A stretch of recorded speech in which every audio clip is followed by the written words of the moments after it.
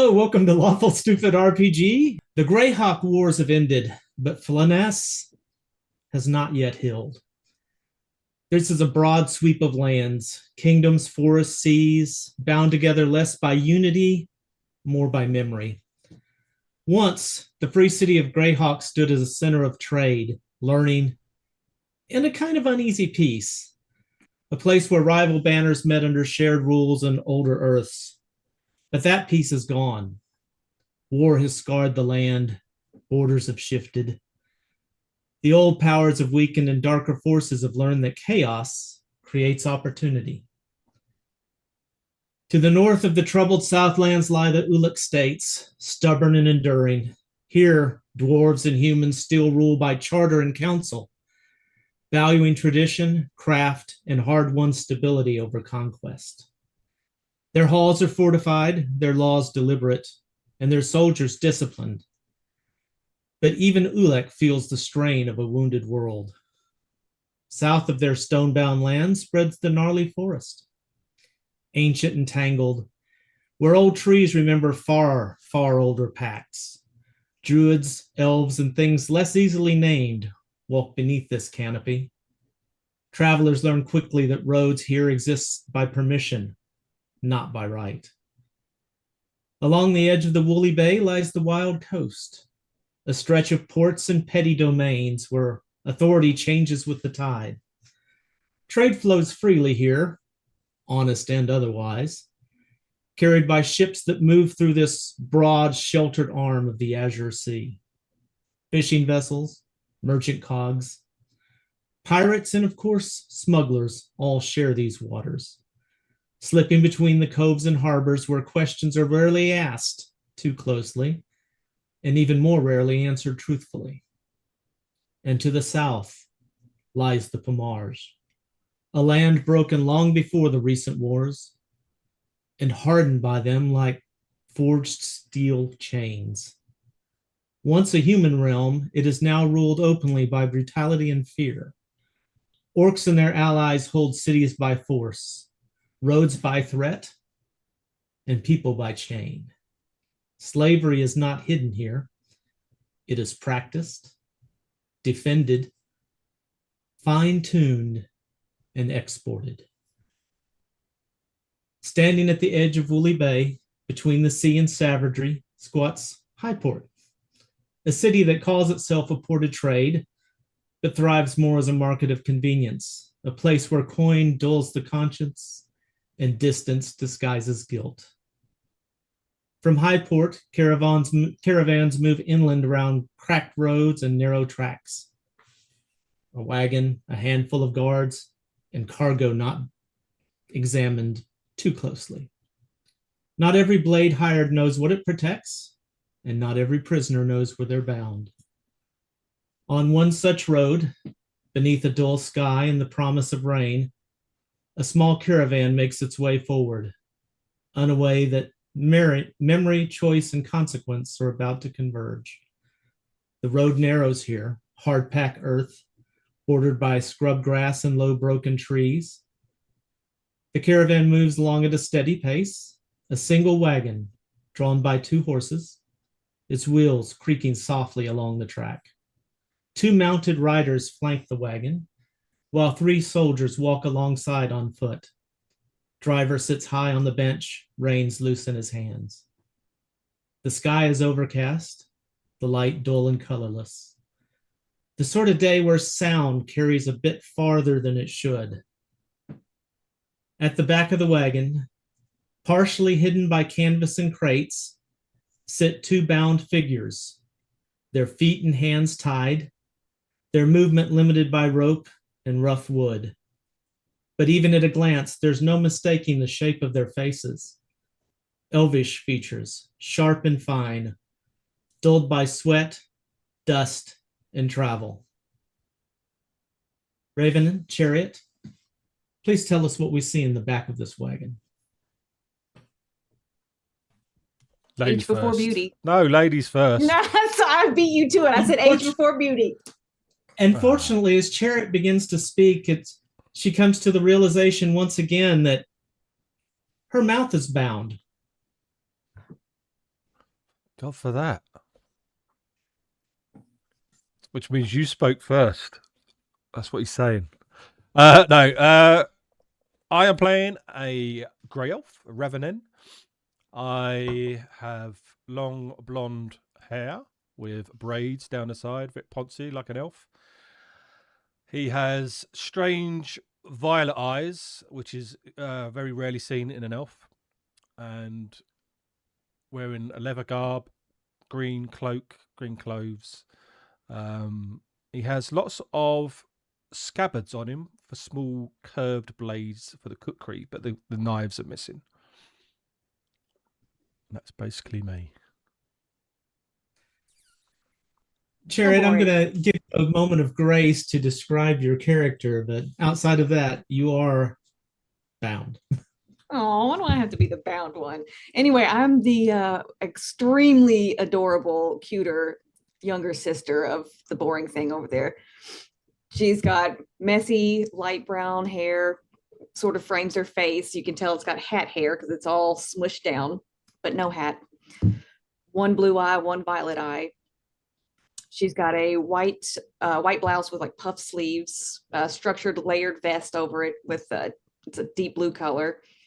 And then she's got her like a deep indigo skirt with, it's got layers of silvered and gold threads, some of them stars, some of them little moons, and then black boots. Is she a full elf? No, she's half elf. Way cuter than Can you tell? Is there any distinguishing feature that lets you know she's a half elf, or does she appear elf to most casual observers? Would probably appear elf. Stinks of human though. She sucks. She's got her little pointy ears, but they're hidden under her hair. You two have been in the back of this wagon now for 5 days after being mildly enticed into the back of the wagon with a strike over the head as you were walking down an alley. When you awoke, the next thing you knew, you were bound in the back of a wagon rolling along. Chariot wasn't bound for the first few hours, but after a while they got tired of her incessant talking and decided to stop that. So my mouth is not bound, right? Your mouth is not bound. The peace and quiet. It's great. Sorry, what did you say? You're so I don't like you anymore. Aye. That's what I thought. I'm just going to be looking around of where we are and trying to be more observant of our captures. Through the small cracks in the wood planking on the side, you've noticed it. You've gone from a little less of the greenery from where you were, and it's becoming more of a scrubland. Right. Low, patchy areas, lots of rock. Seems to have warmed up a bit too. Can I try to escape from my bonds? You are welcome to try that. Okay, I'm going to make a first roll of the campaign. I just wanted to add quickly, I know it's missed in the announcement, but that's not Tam's fault. That's my fault for not telling him about it. Much like Dark Sun, if anyone does wish to donate, you don't have to. D6s, the 100, D20s, sorry, potions, your NPC in a campaign, all of those things, much like the Dark Sun campaign, are the same for this as well. So just thank you for that as well. So I'm going to make the first roll. Escape bonds. Boom. Oh, failed.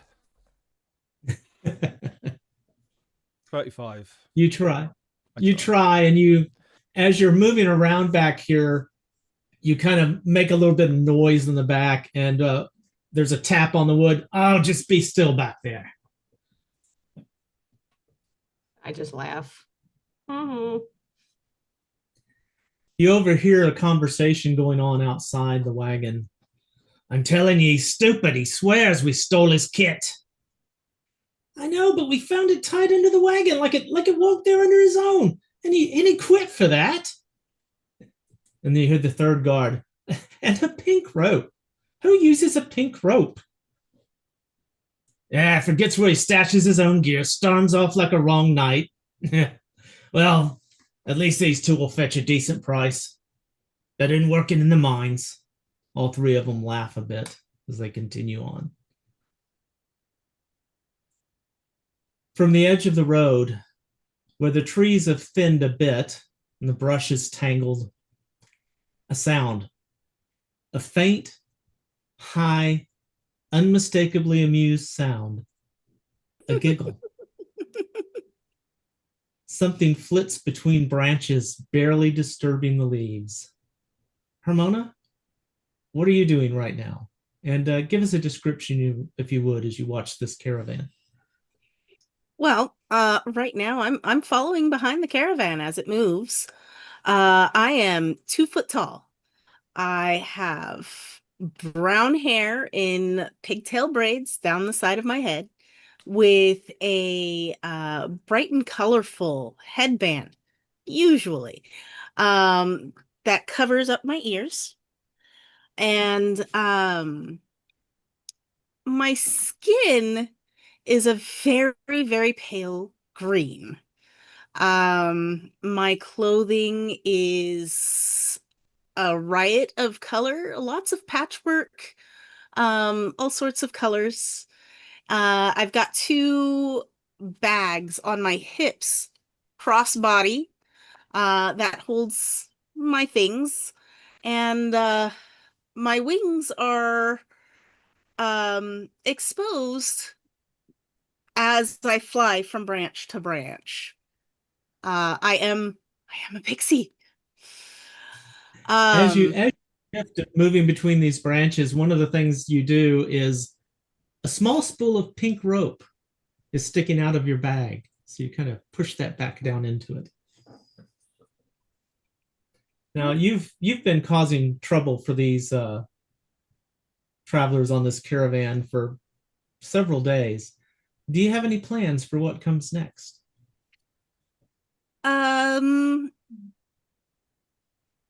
When we stop for the night, I will get some dung and shove it in everyone's shoes. All right. As you travel along, not far down the road, just off this packed earth path, a small fire crackles. Someone's made camp. Modest, practical, the kind of setup meant for a single night and an early start. The smell of smoke reaches the caravan long before the fire comes into view. Gil, tell us a little bit about your camp and your preparations and give us a description. Well, it's a simple sort of place, really. I've dug myself a little hole, I put some sticks in it, and then I set them to light. I'm drying off what socks I have. The burlap I wear, it gets a little cold, and it may be patched, but it does its job just fine, like myself. And, yes, the chainmail's a bit dingy, daubed in oil, but, that keeps the rust away. When I'm not alone, really. I've got my sword, and I've got my crossbow, and of course I get my good tin head. So, aside from that, I'm just kind of sat, looking up and down the road. Never know who might come. You definitely hear the creak of wagon wheels in the distance, headed your direction. Guess I'll throw a couple extra logs on. No sense letting them be cold when they get here. The wagon crests the rise and begins to make its way, and one of the riders on horseback trots forward towards your position. Hey Stops there. about short. Ah, ho there. And what are you about these days? Just a bit of rest. Still looking for work. You don't have any, do you? Really? No, Oh, I've yeah. been a bit on a steal lately. We're heading south. It's easy coin if you can stomach the walk for a while. We could use an additional guard. We unfortunately lost one early this morning. Oh, well, I don't get lost easy, so long as you stay near. You can swing a sword? Oh, yes, very well. And I've got this, and pull up the crossbow. And you understand the job as a guard. Protect the contents of the wagon and me. Yeah, that makes sense. So long as I get paid, I don't really see any trouble with it. He reaches down into his pouch and kind of fiddles around for a little bit and tosses you over a silver piece. Well, that's not bad. And how far are we going? We've got an appointment a little ways down, and then we're going to be headed north for a while. You don't have Well, any family or place you need to be, right? not that I know of. All right. Well, gather your gear. You can move out Oh, with us. we're already headed out, but it just made the fire. I'm afraid we have a timeline. We have people waiting to meet us. We have to Oh, pick all up right some then. additional cargo. Fine, fair enough. And I'll sort of sadly kick out the fire and put my one coin into the rather crumpled and grumpy looking coin purse that hangs at my side. As you drop the coin, it makes that wonderful sound that a coin makes when it hits nothing else inside of a coin pouch. I'll drink you later. The other guards don't truly introduce themselves. They kind of grunt acknowledgement that they're there. The It looks a little more aged than the others. Looks like he's seen a few battles. He sets you up in place on the rear left-hand side of the wagon, and that'll be where you walk.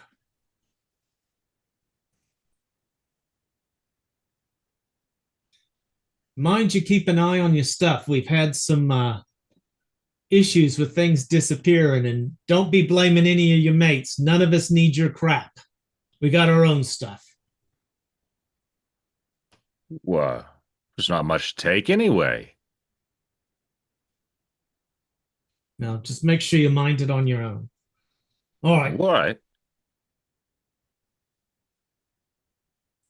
You hear the person on horseback. All right, move out.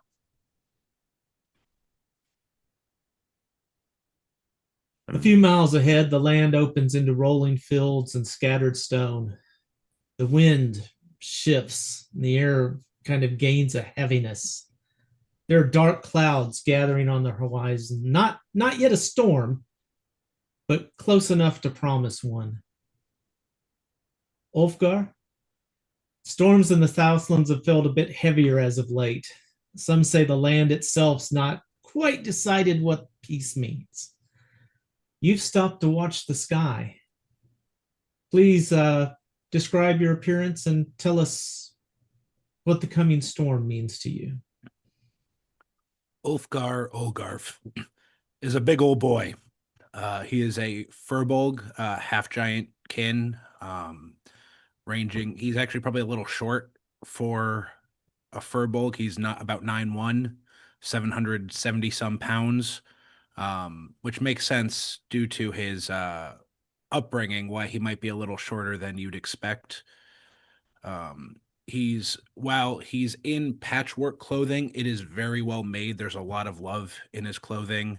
Some browns, some burnt oranges, some seafoam greens, a lot of warm colors. So despite his size, he stands out for some other reasons as well. He has a modest pouch, though it's probably large for most people. It's modest for him. And he carries a two-handed mace fit for a furbolg, At the end of it is a large ball of iron pyrite or fool's gold. And that's what you see him walking. He's walking determined. The storm for him is a mystery that he has yet been able to solve, but one that has been a mystery for him for a long time. As you are taking in the surroundings, watching the storm, a figure approaches. Short, broad. Well, Tyrek, why don't you describe for yourself what he sees as you approach? Well, it's a dwarf doing dwarf-related things. No, so Tyrig's just shy of 5 foot by a few inches. Broad muscles, wearing chainmail that glints as you see his surcoat and his tunic sway a little bit. Kind of earthly browns and greens, with a symbol of Moradin, and imposed over that is also the symbol of Moomin. He's draped in a cloak. You can see a shield hanging about his side, a dwarven war pick hanging on the left side of his belt, and he is pulling along a ram, big enough for him to ride slowly. He seems to be having a little bit of a pull at this guy because it does not want to move. And as he just kind of walks about. You're recovering a bit from the disappointment from your travel by boat into Highport. You were told as you were leaving your previous city, Highport, it's going to be a tall place. You're a dwarf, you like mountains. But when you arrived here, it's just a bay. Yeah, there's some mountains, but they're pretty far to the north. You're not seeing a lot in this area that really is exciting to you. And as you asked around the port, asking for high points, you were directed down this path, down this desert road.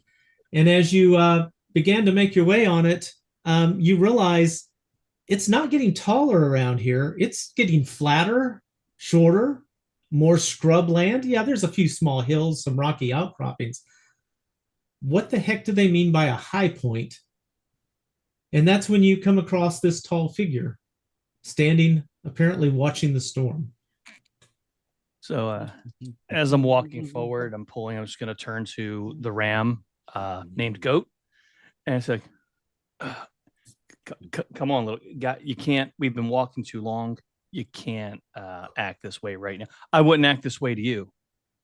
Probably would, actually. I don't mean to be rude to you, but I'm going to be rude to you. You need to, and I'll just turn and see this huge figure, and I'll just shift the reins over to my right hand and just underneath the cloak, just kind of gingerly tap my fingers against my war pick and be like, hey there, big fella.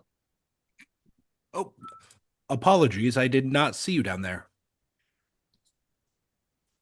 Yeah, I was going to say the same thing myself. Yeah, I meant your foot. I messed that. I would have tripped if I hadn't looked quick enough. No, it happens. Wouldn't be the first time I got mistaken for a tree. So, what brings you this way, if I may ask? I only ask because we did run into each other. Well, actually, more I was running towards you. You were standing there, a little ominous,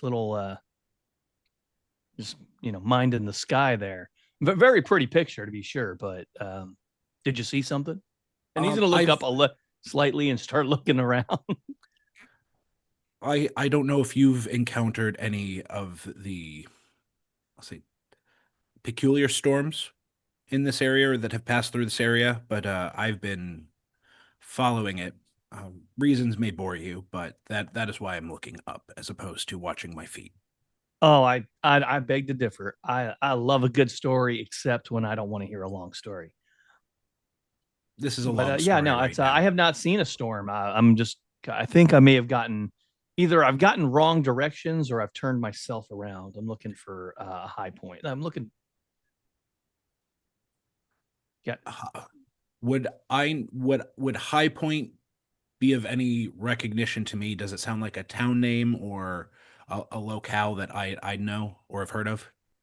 You're fairly new to this area, but you have kind of asked around, talked a few places. High Point is it's one of those places that gets named out of sarcasm.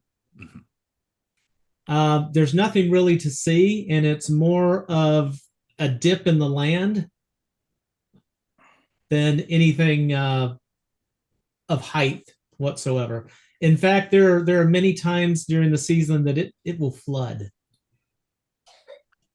Ironically, I am probably the highest point that you'll come across if we were to venture to High Point. High Point is actually a pretty low point from what I've heard. It is a place, ironically named. So I think you were either misled or misunderstood when asking yeah. about. I'm looking for a high point. A high point. No, unfortunately, but it- we're near the High Point. And how far of looking around? How far away is the nearest range that I can see? I'm sorry, what was that? The nearest How what? far? Looking around, how far is the nearest mountain range that I can see? Oh, it's to the north, many miles. I'll look to the north and I'll turn back to Goat and say, yeah, on your back or not, I don't think I'm going to get that far in a while. How you feel? Do you feeling like in the galloping mood? And yeah, I was just like, Goat probably is pulling back on the range and I would say he does get away from me, but does what he always does, which is just moves a few feet away from me and just stands there. So as I said, I did describe him. Goat is a ram, and and on his back he is wearing a saddle, though it is huge and haphazard. It is tied on with some strap and hemp rope, and so it's just kind of makeshift for him. I ask this out of kindness, not condescension, but if getting up high is what you need, I am more than happy to put you on my shoulder if a vantage point is what you're needing. Oh no, I like your ambition. I like your forwardness, but I do not need to be high to see. My eyes still work very good, even down here. Short folk can see. In fact, I could tell you the grass far better than you can. I believe you.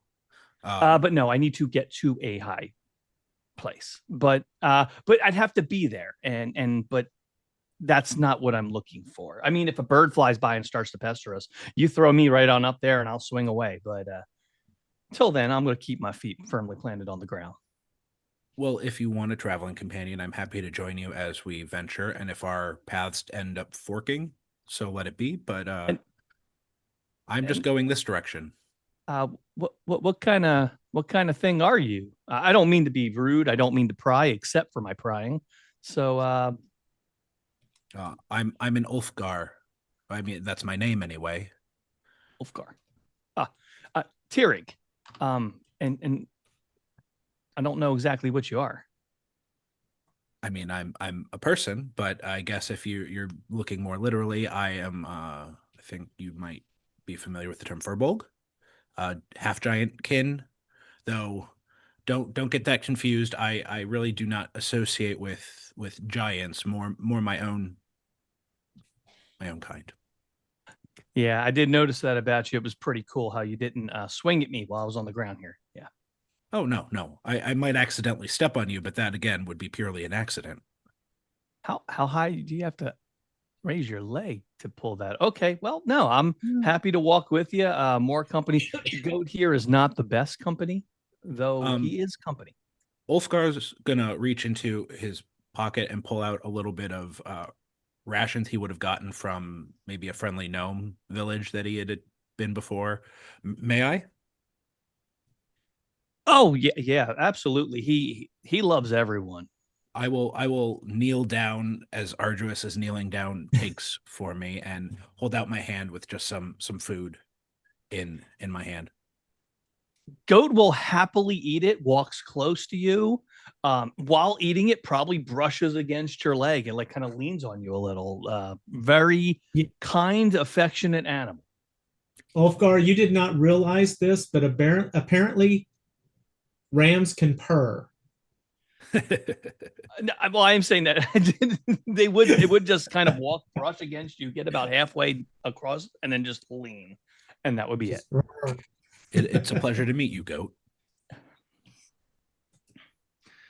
Were you going somewhere in particular? I'm a little interested. I'm going where the storm is leading me. I'll let you know how wet it gets down here. I've seemed to, I wouldn't say lose trace, but it's not going where I thought it was. So I'm just going to follow my feet, I guess, for the moment. All right. I'm happy to be your traveling companion. I do have to warn you, I'm not going to let you ride Goat. Would never have thought of it. Yeah, you would kill him. And as nice as that would sound, maybe 10% of the time, I like Goat enough to keep him around. I'm aware. I've never come across an animal that has been big enough for me to ride. Posterior is what the word you're looking for. Right. Yes. So nope. My feet do plenty well. All right. Well, I'll follow your lead. You may know the area better than me. Well, if you get lost, just look for the big footprints. Noted. If I get lost, send a search party. Will do. And as he says it, he kind of like his hand is now off of his thing and he's motioning around to all the nobody that's in the area.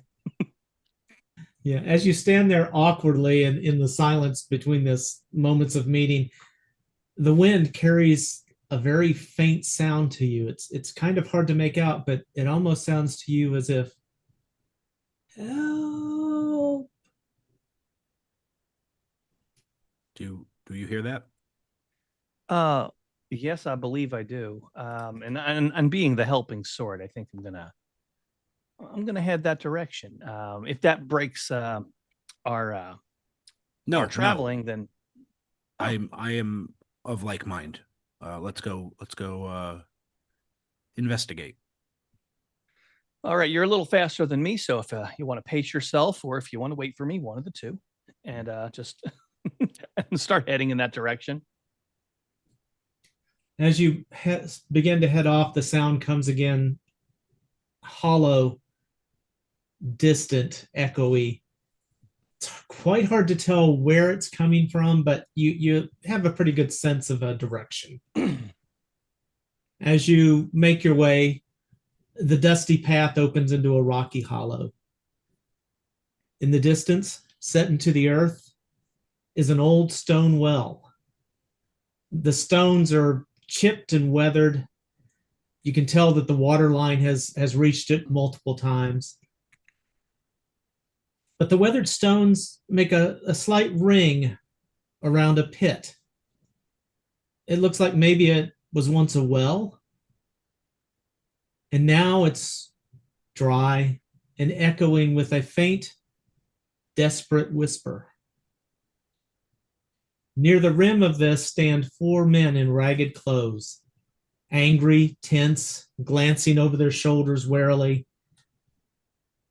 As you approach, they break and run. One of them drops a small bundle as they run away.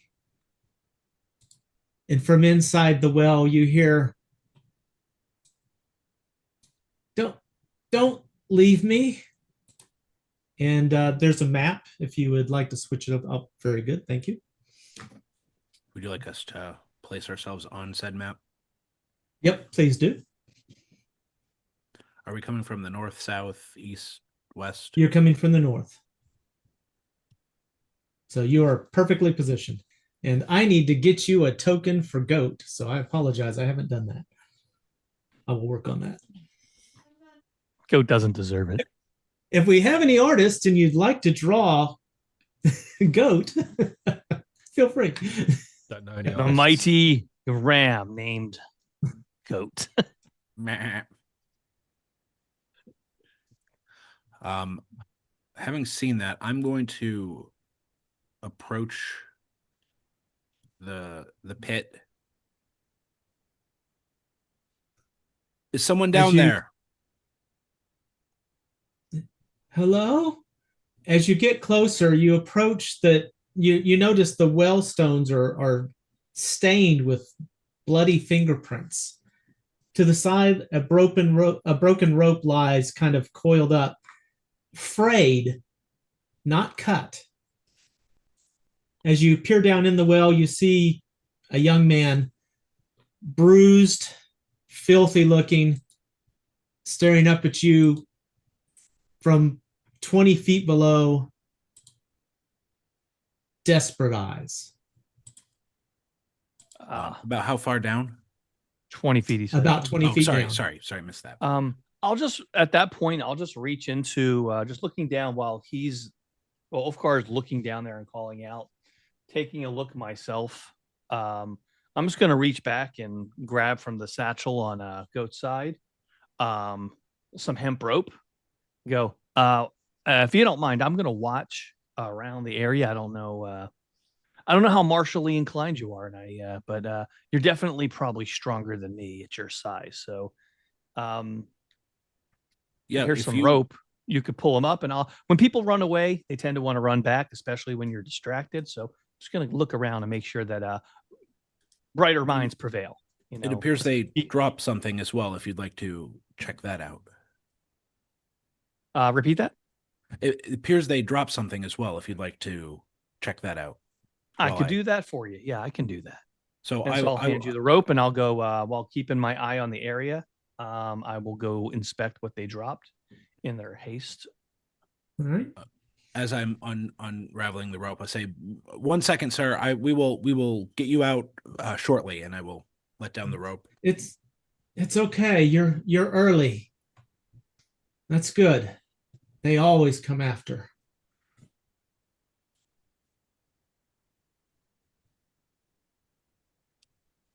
Tam, where was the thing they dropped so I can start heading in that direction? I'm gonna, let me get it in the ping mode here. It'll be right down here, just a little ways away. Ulfgar clocked the early comment, but he's going to get this person out before questioning further. Okay. All right. So you lower the rope down to him, or? Yeah. Okay. He'll take the rope and slowly work it and kind of tie it around. He goes, I think that's a good enough knot. If not, I guess we'll find out. I'm afraid I can't. I'm kind of not. I've been down here a couple of days. I'm afraid I don't have much strength to help. Hold on as best as you can, and I will get you out of there. Okay. What's your strength? 19. Absolutely no problem. This waif, very thin person, you just can haul him straight up, no problem. And as soon as when you get him up to as soon as my reach, I will grab him. So the rope is doing less work than it needs to. Okay. As you pull him out, you see he's bruised. It looks like he's probably been beaten. His clothes are all tattered. And if anything, maybe he's 16, 17 years old. Now that you're out, young man, what circumstances got you down there? Well, do you mind if I catch my breath for a moment? Yeah, I'll get him some water. Oh, thank you. Thank you. Again, Ulfgar heard I'm early, so I'm while Tyrig's doing his thing, I'm also looking in the opposite, keeping eyes in the direction Tyrig's not looking, so our kind of got to have a 360 view. Completely understood. All right. Tyrig, as you walk over there and find this bundle and pick it up, it appears, at first glance, it appears to be a bunch of rags that are kind of bundled up with a string around them, tying them together.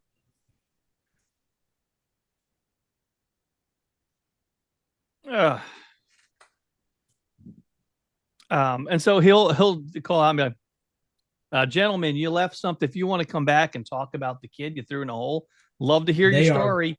No, they are he's just far saying it gone. out loud in the direction they ran.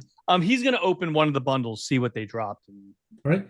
As you open the bundle up, it unravels into this like a coat, and it is made of fabrics stitched together, patched of many colors.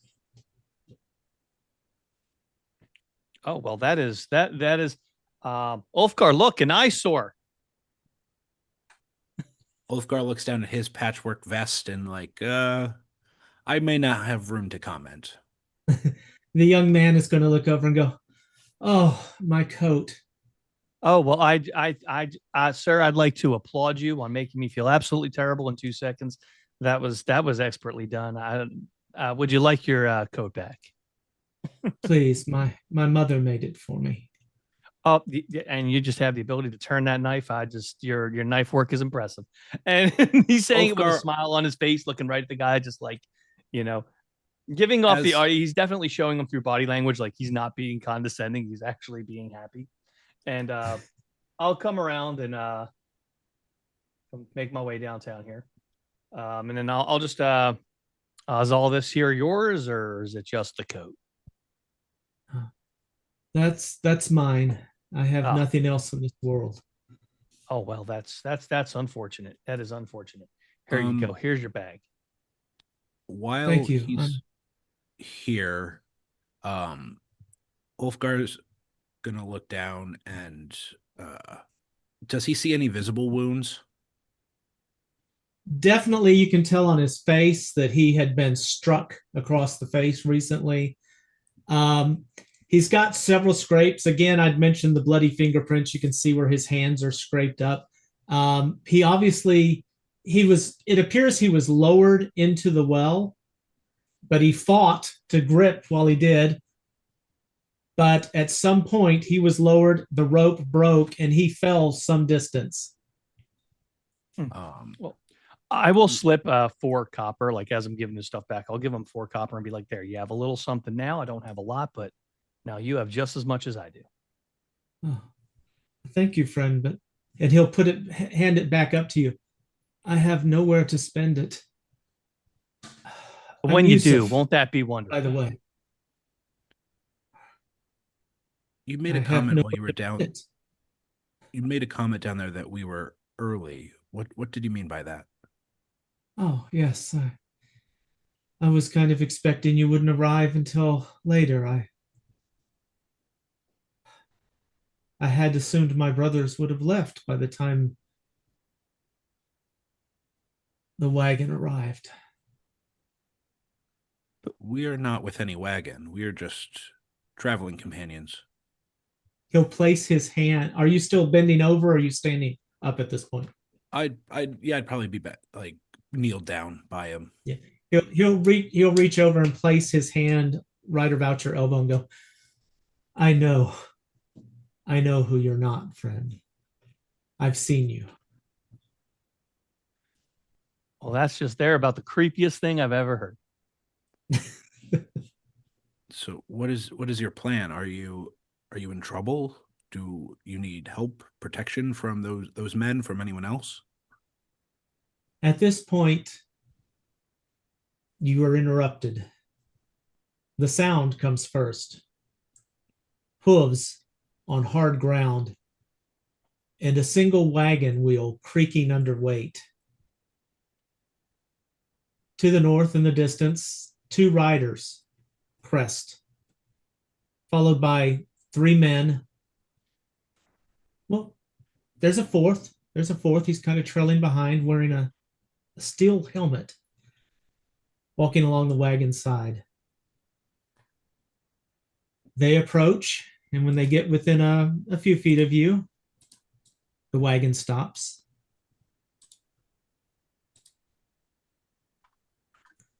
And they just look at you for a moment.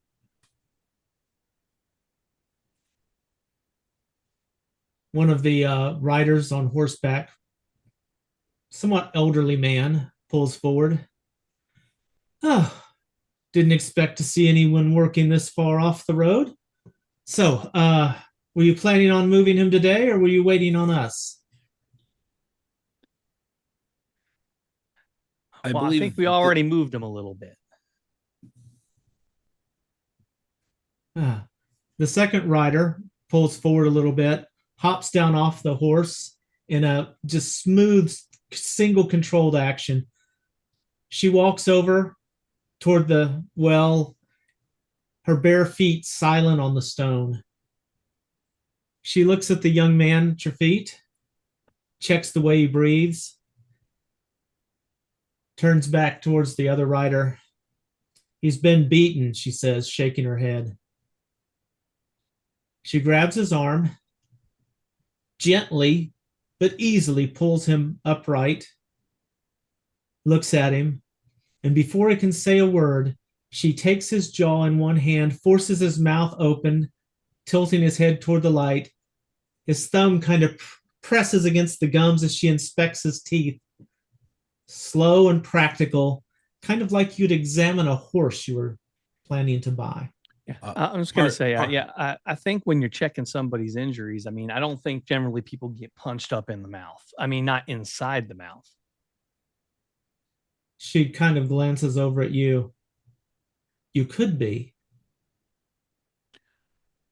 Well, you know, I love people's ambition and their desire to do things. I love seeing them try, but I love seeing them make good decisions too. And he's going to take off his cloak and lean it over Goat. And so now he's wearing the tunic. He has his surcoat, and you can see his shield and his war pick. All right. She's going to gently let him sag back down to the ground, wipes her hand on her trousers. Strong enough, he'll last. The man on horseback looks at you. All right, strong back, still breathing. I can make it worth your time. What is your intention with this man?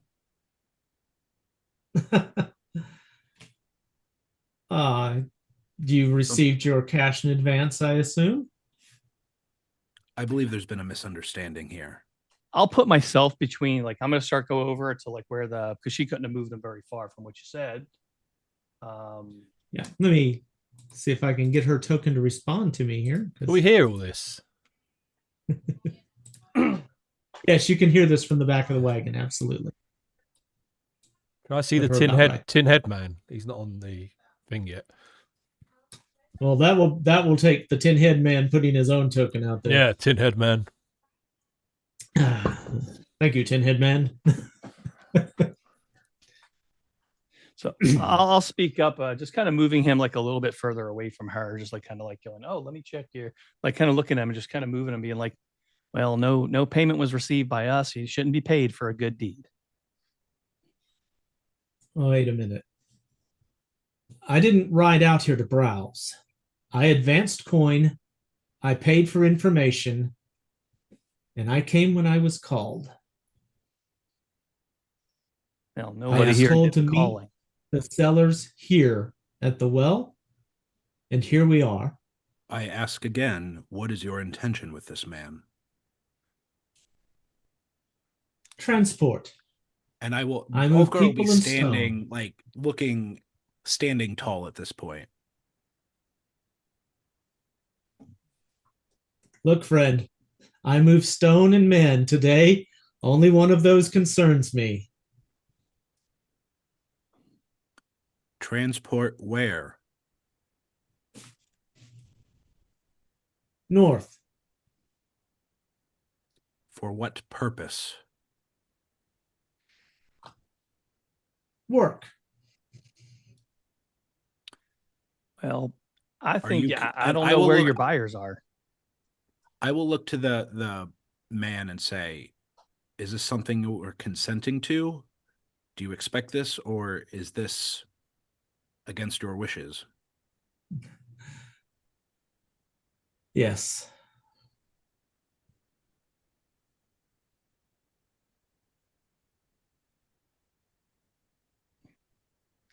Oh, This is so you're against your wishes. expecting you're expecting these gentlemen and this lady. Do you want to go with them? Well, not especially. Then I think you all should turn around. There's no business to be had here. The gentleman on the horseback leans forward, makes a small hand motion, and two of the guards move forward to flank him. Look, I'm here for business. That's all I'm looking for. Well, Who are business is you? good, but you should find the people you paid and maybe get your money back because nobody's here. And You don't want this to be our business.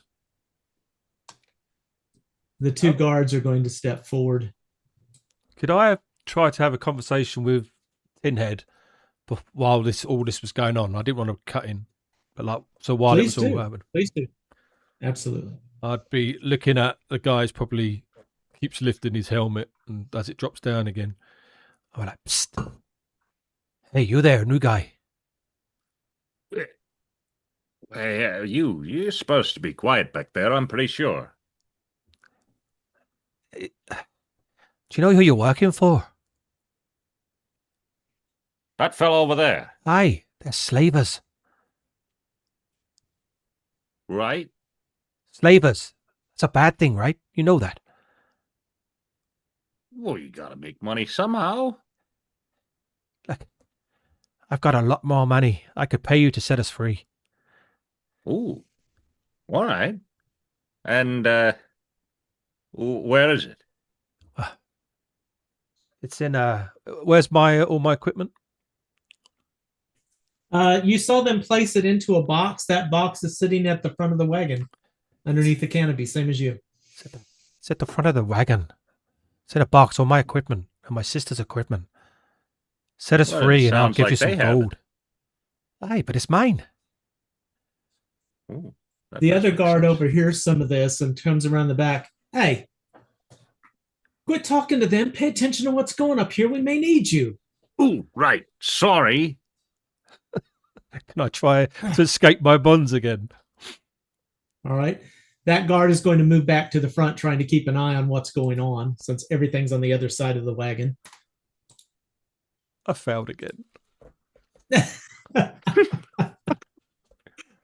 Hey, now, you stop hear that. you hear the young Stop. guard outside say, "Man, I'm glad I'm able to tie a good knot." Come on, man, let us out. What? But I'm not supposed to. And We're the good but guys. it's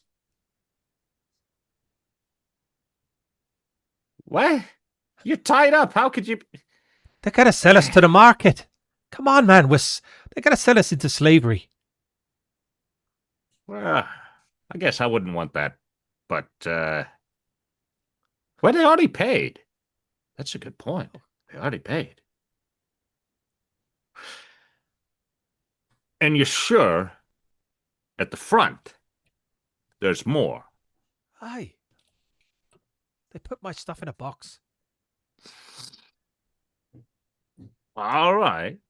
But if there's any trouble, I'm going to blame you. Absolutely fine. All right. Don't cause any trouble for me, though. I look to Shari. Guy's a fucking idiot.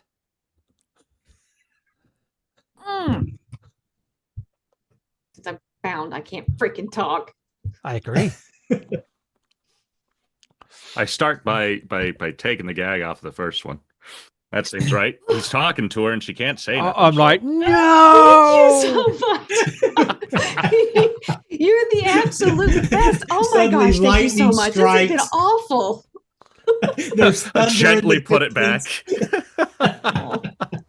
No, not really. Not really. But... The Yes, horns okay, of knew you were Armageddon friends. play in the distance.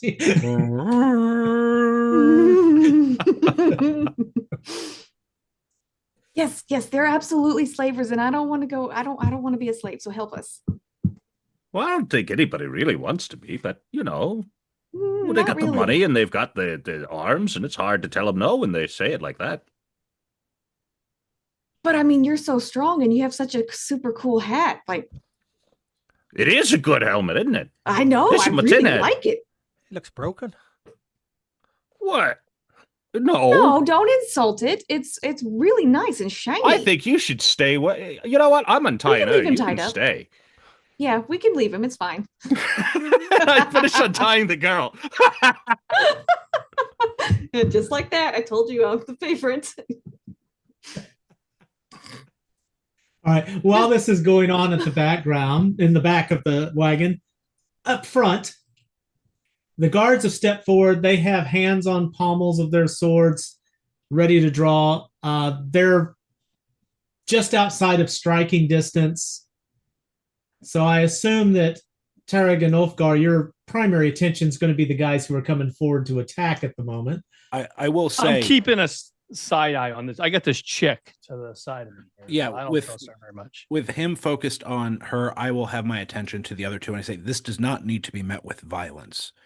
We can handle this other ways, but don't confuse my desire for peace for my unwillingness to engage. As you say this, the woman moves very quickly, so fast, in fact, that her hood falls back on her head, and you can see that she's a half-orc human. You can tell from the skin she has a large scar down her face. She reaches over, grabs Yusuf by the arm, backhands him, throws him over her shoulder, and him, unconscious, just kind of slumps. She steps back, hand on her blade, and with two steps back, and without breaking stride, just turns and starts walking towards the wagon. I mean, I would have reacted to that. She had grabbed him, threw him on the shoulder, and been like that. And I've been like, I would have reacted to that. And so even this is like, as she's grabbing him and doing this, immediately I would have been like, oh, well, don't want to do things, but you don't always get what you want. And I'm just and I would just try to drill her in the stomach, to make her drop him. Okay. Go ahead and pick your attack then. I don't have Consider this a surprise. damn it. I don't have that on my sheet. Attack. Yeah, well, I didn't add I punched somebody in the gut check on this. Gut check. What is the check. reaction for? Is it just was it You got D20? Just +1 BAB and plus your strength. Yep. Okay, tell me what I'm rolling there. I completely lost. D20 D20, got it. +1 plus strength. So that is a miss. +4. We're That's clear. a nat That's 0. A miss. That's a nat 1. I fail. I hate digital dice. I hate them so much. You take a swing, and as you do, she turned at the same time she's turning. So instead of hitting her, Joseph's feet come around and knock your arm out of the way as she makes her way forward. At your attempt to punch her, this other guard rushes forward to close the gap.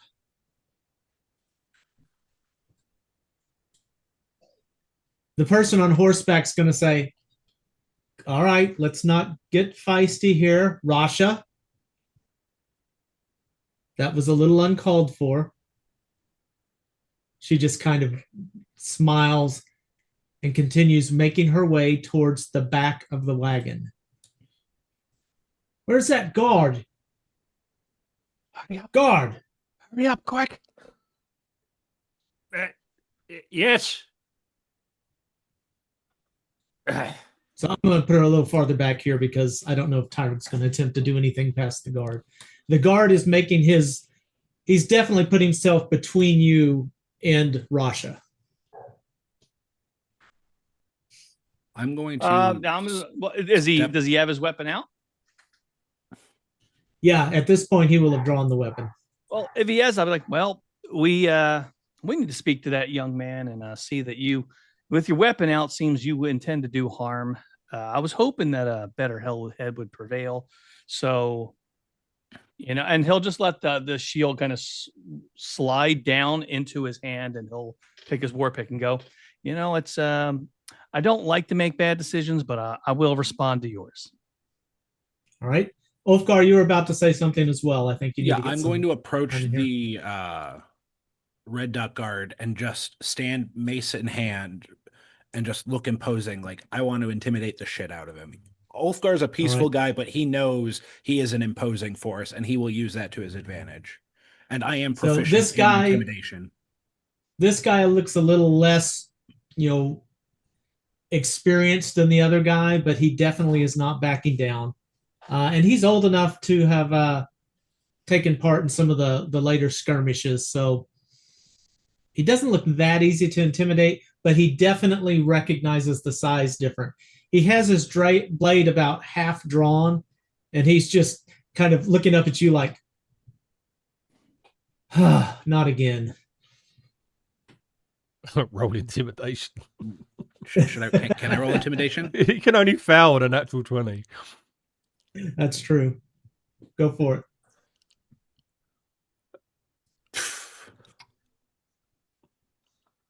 Not the best roll, but still worked. Oh, I rolled it twice by accident. Yeah. That's going to be enough that he's kind of going to take a step back from you. And just, he's holding. He's like, he doesn't want this to accelerate any more than you do.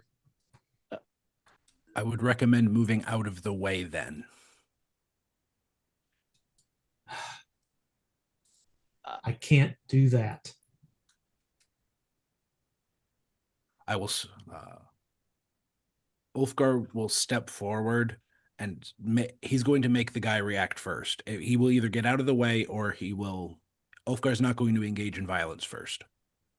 Okay, all right. And at this point, that strike on Joseph, knocking him unconscious, is the only violence that has happened thus far. But I have a feeling that might change with Tirrig. Tirrig, what's going on? Well, seeing that the other guy's responding, going, well, it looks like your friend has a better grasp of the situation here. And you see he's backing away. So, I may get in some good shots, and you may get in some good shots too. We both look seasoned enough to understand what's happening here. But my ridiculously large friend there kind of is going to change the game. Look, friend. Look, your accent. Where do you hail from? Iron Hills. Iron Hills. Yeah, I've been there. There's a tavern up there. What's the name of it? Fairly tall woman, has a golden beard. That's about 3 different taverns. Probably. Look, friend, I don't want to draw blood any more than you do. This is just a business matter. Nothing personal. There's no business here. You paid someone who never showed up. So that's the problem. Harlan, you're telling us to respond to a deal you made with someone else. Harlan, this gentleman says they're not the people you made the deal with.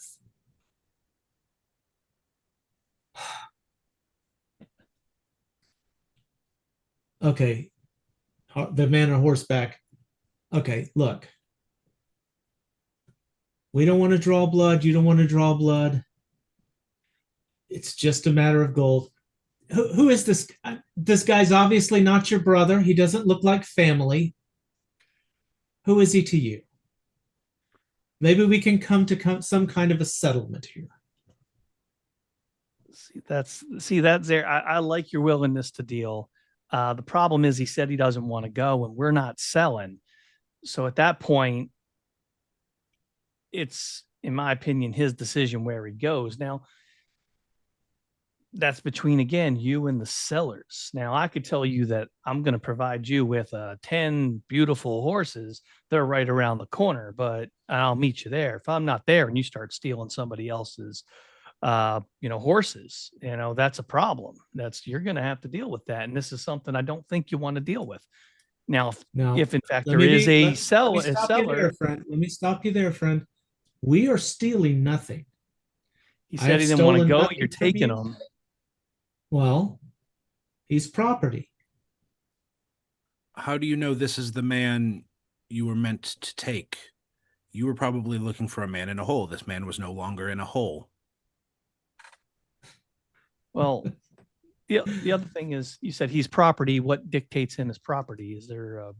I'm a simple man. I don't, believe in. You say what dictates him as property, and he reaches into his cloak and pulls out a paper and opens it up and goes, "This does."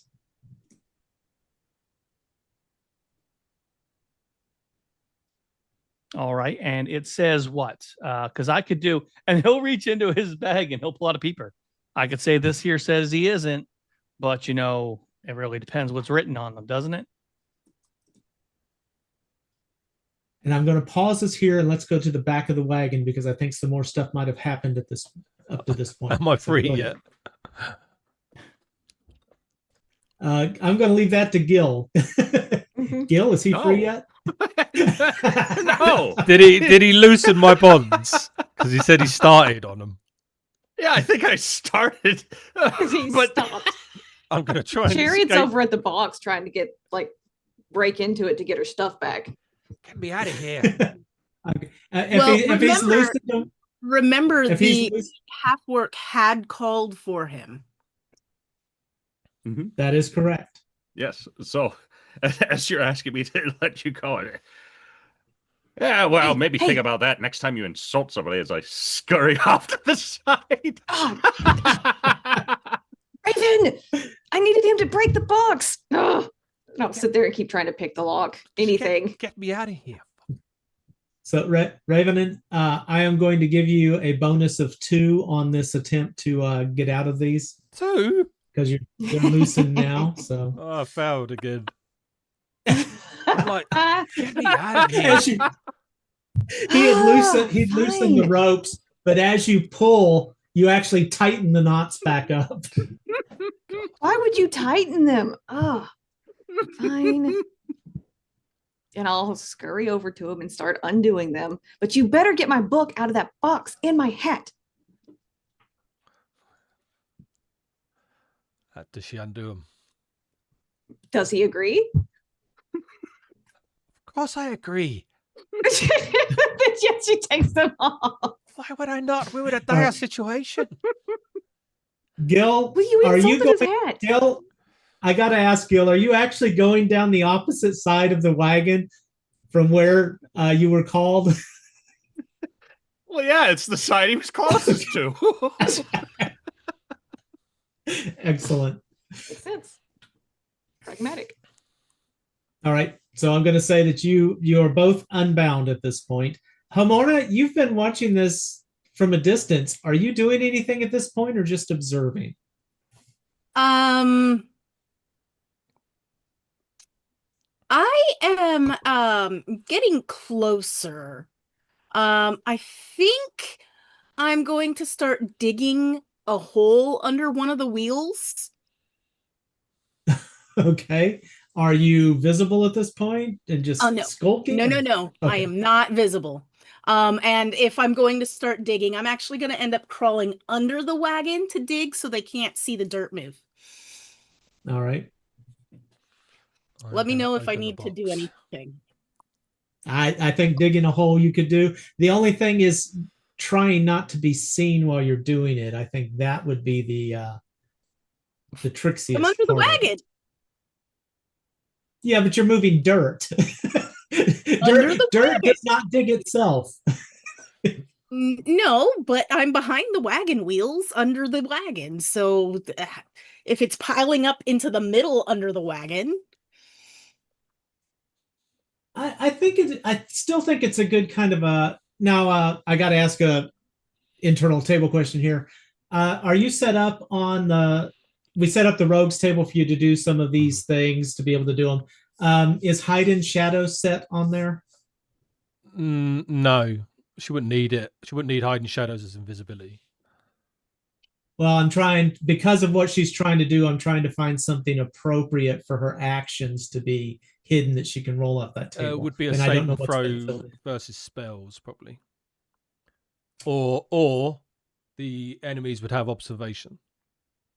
Yeah, I just wanted to see if she had anything set in there that she could use, and I'm hearing no, so I will do it from my side. Wait, I thought Thank it you was very the much.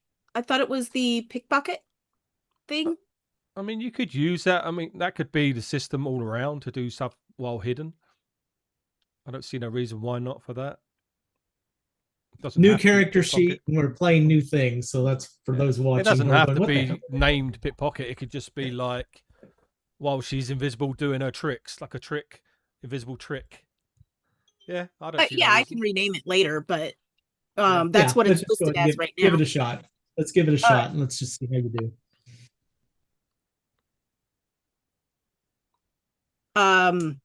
89. That would be a foul. I would say you're definitely making because this ground is so dry at this point, you kick up a small sandstorm.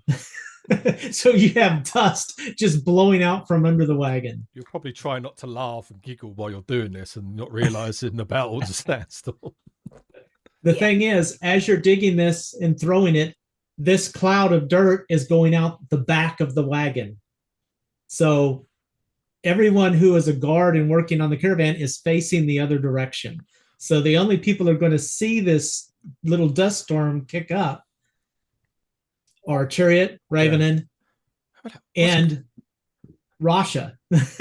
And then Tyrick and Ulfgar might see it as well. What's going From on where under they're at. there?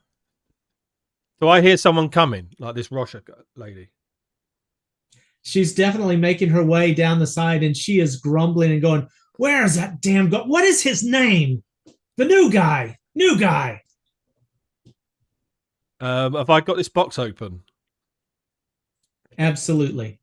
I'm going It's not sealed shut. I'm going to throw Chariot her book. Obviously not hard, so she catches it, and I'm going to quickly knife up and get my equipment, my gold. See my hat. There's your hat there. And I hear this, there's someone coming. And I'm going to blend into the shadows if I can. Okay. Definitely inside the back of this cart you could. With a foul. You could try. let me correct that. Anybody with talent could. But you've been tied up for 5 days in the back of this wagon, so your skills are a little rusty. First level. Gotta love it. Noob. But mine, I've got two probably cookeries out ready to go because we have not agreed to being slaves, and I am killing anyone that's coming. Well, I'm going to say you actually find one of your cookeries in there. One? Because the other one is hanging from Rasha's belt. I have 8. Oh, I've got 8. Well, you said you had 2. No, I've got 8. One in each. Why do hand. you have Well, you definitely 8? find one of them's missing. Is that why we don't have food? And I'm like, I look around. Where's my other one? So I've got 7, yeah? He spends all his money on. There's a new cookery. I've got to buy it. You haven't eaten in 3 weeks. Yeah, I need more. So do I Man, you're see like me with this? flowers. This Sasha's got my cookery. She's got my knife. You have plenty. Oh, well, what It's if it just, was your you know, book? Go. That's totally different. I have 1. You have 7. We're gonna have to fight our way out of this. Does that mean I could try some of my new spell? Maybe. Okay, we Absolutely. can totally do this. Yeah. Okay. Yeah, I'm gonna try to do a surprise attack on this half orc as she comes close. If you want any initiative rolls. Oh, she's going to still be making her way around the back. So I'm going to put you on pause there and go back to the front of the wagon now that you two are Yeah. freed and prepped. Back to our discussion up at the front. The paper says that this family was in need and they chose to place their family member up for service. Look, I am not buying or selling anyone. I am transporting. Do you understand me? My job is to move men and stone. I do not deal in flesh, and I do not deal in rock. If you have a debate with the purchaser or the seller, go find them. I'm simply moving the property I was entrusted to do so. Now, can we do this without a fight? And that, see, I want to say yes, I really do, because the better angels in me really don't want to hurt anyone. But you say it's up to me, but I say it's up to you. Because, looking at the situation, he doesn't want to go. You don't want to fight. We don't want to fight. Everybody doesn't seem to want. So let's just give everybody what they want. You don't fight. He leaves. We don't fight. Everyone's happy. See, you got to look at the bright side. There's always a way where we can all walk away with some dignity, happiness, and hopefully all of our blood.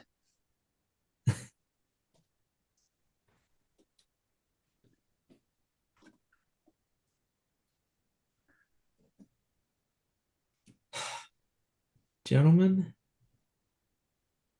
I want to make this very clear to you. I am riding out of here with my cargo for transport. Do you have anyone else in there? Gesturing to the wagon. I only have my cargo. Thomas, bring that other new guy out here. He's going to turn and see you there, Gil. Come on, let's get out here. Oh, right. And they're going to make their way forward. Gil, can I move your token for you? All right. I'm basically generic guard number 8. That works. It takes a lot for me to not take a liking to a person, but describing other people as cargo is a step in the wrong direction. Well, let me debate with you a moment on that. If you get on a boat and you are paying for travel, you are cargo on that ship. I'm a traveler. I am a person. I am not You are an object. To the captain, you are still cargo. This is my ship of the sands. Well, I like what you said there. That makes a lot of sense. But I've never seen the captain of a ship jump off and grab a random person out of the, just like, hey, look, you're on another ship. Let me grab you and put you on mine. I haven't seen that. That'd be an interesting thing to see, because it always ends in bloodshed because you're, trying to take somebody from their ship. And so I don't know. I like your of the sea metaphor. Really, it's a pretty picture. I love it. Love where your head is, but it doesn't work. Not here. Now your cargo is correct. You had cargo. It's in your caravan, your carriage over there. But when you pick somebody up and throw them in it, you can't just say, "Oh, well, that's my cargo too." It's you. Your people may be going in there willingly. This kid didn't, and looks like you're fixing to do some damage here or wanting to. And then I'd hate. I would never want to remiss somebody. So I think we should oblige you. So that way, because it seems to be what you want. And I can see that now, given all the people starting to flank. So your original statement was a lie, and can't abide a liar. I have a receipt, and these men are simply to stand here to watch our backs so that you don't commit some thievery and attempt to steal our cargo. I apologize.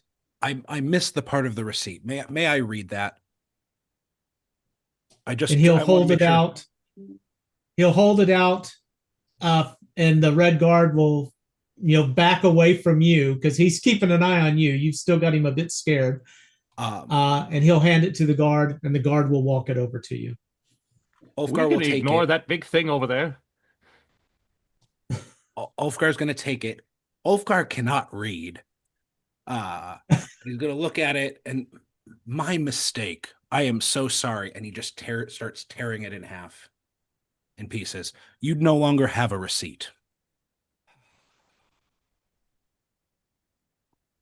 Common thieves. That there is just about the craziest thing I've ever seen. But weirdly, his logic makes sense. I would have liked to have seen the document. That's unfortunate. And No more receipt. I apologize.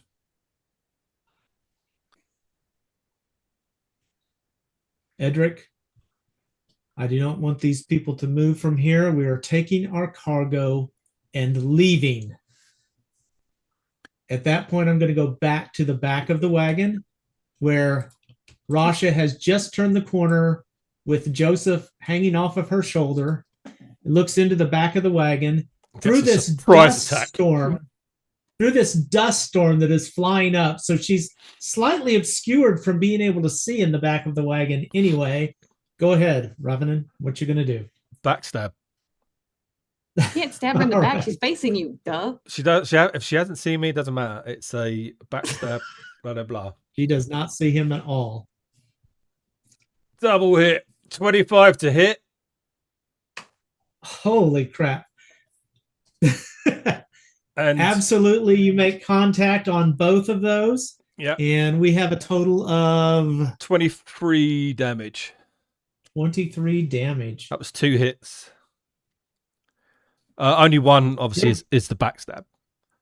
Your blades definitely managed to miss Joseph, who again is dangling across half of her body, holding over her. Describe to me what happens here as you take down this half-orc. I come through the smoke and, like, as a whirling blades, put one in. I don't know if I kill her, but I put one into her neck. I'll do one into her neck and I spin around and put the other one into her back, like the lower half of her back. And then I say, I am no one's cargo or a slave. And then pull my knives out. So I'm probably here now. That would have been loud enough. And then I obviously meld. I don't care about the guy that's dropped on the floor. And I meld into shadows. All right. As you make all these as you make all of these movements, her face just goes from a moment of shock, the awareness, and then she just falls to the ground, landing on top of Joseph. And you hear this. So, Hamorna, what you see from underneath the wagon is this person fall. They land, their eyes staring at you as they land on top of this smaller body. At that point, I am going to go out from under the wagon to the other side of the wheel I'm digging, which is this one here. Okay. And I'm going to dig at from under from the other side. So I want this wheel to be stuck when they try to move. Understood. Sorry, Tam. Absolutely. I made a mistake with my damage. It was 18 damage. It was still sufficient. Okay. Yep. Nice. I added the crit damage by accident. Yep, I understood. Chariot, what's going on with you? I'm just staring at him because he just jumped out and attacked this person. So I'll hop down and I'll go over and check the kid that dropped on the floor. The squishy kid? Yeah. Okay. Yes, the squishy kid. Like, are you still alive? Are you okay? That's a really cool coat. He's definitely breathing, but and kind of mildly on the edge of consciousness. He's obviously not doing great. Is there anything you would like to do? What are you doing with him? I go, oh yeah, that's mine. And I pick up my cookery. Bitch. Please tell me you say that. I do. That's completely, yeah. Raven! Oh, Okay, so I don't think I can heal. So we can't just leave him here. He's like bleeding and stuff. Give me... We're going to have to fight our way out of this. There's lots of them. Let's run. Oh, well, okay, you grab his legs, I guess, and I'll grab his arm, and we can like run. I'm giggling audibly. I look under the cart. What the fuck is under there? You just see this dirt. Shoot, shoot, shoot. What? I think we're dehydrated and starved. There's some strange. Help me with this kid, not the laughing wagon thing.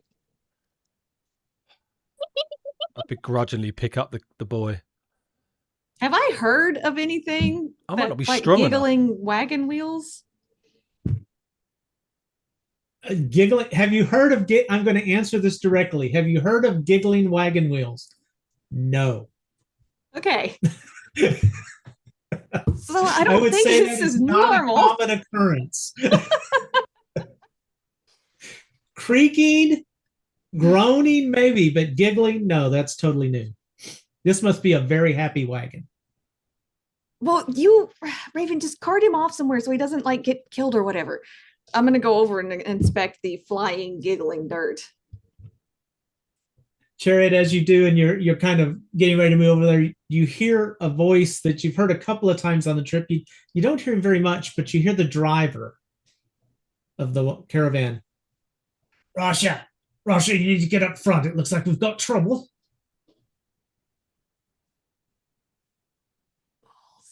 We're gonna get found out. I'll lean around and go, coming. Go. You all right? Wee bit of the cough.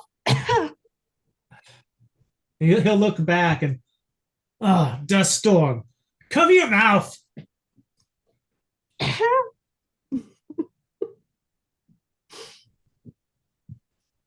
All right, back around front where things are getting a bit tense. The guards are going to form up a line. Gil, it's up to you if you move into line or not. And they are all going to draw weapons, but they are going to keep them in a low ready. The blue guard that you had been talking to earlier, Tirig, is going to, gentlemen, we really don't want to have to draw blood here. It's simple commerce. I understand your feelings on this. If you've got an issue with it, I suggest you go talk to the sellers. I'm going to say no court in this land is going to take that you tore up the receipt as a note of freedom. Well, I can't speak much on that, but I can say that I was helping a young man and you gripped him away from me and took him. And so you saying, oh, well, you started this. I just can't agree with you, especially since you're rounding on us. You could have defended very well from back there, but moving towards us implies that you wish to draw blood. You do I'm just understand. You do understand that as the cargo master, if he doesn't deliver the cargo, he's responsible for the selling price. Out of curiosity, how much was the selling price? Harlan, how much was this waif?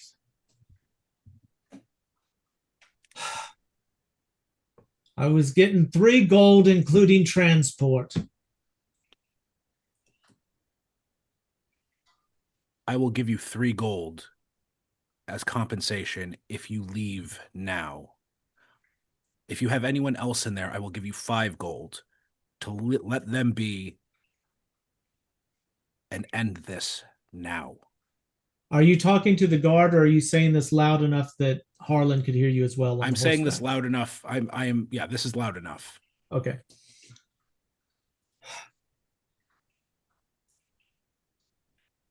Make it 10 to cover my troubles, and we'll call it even.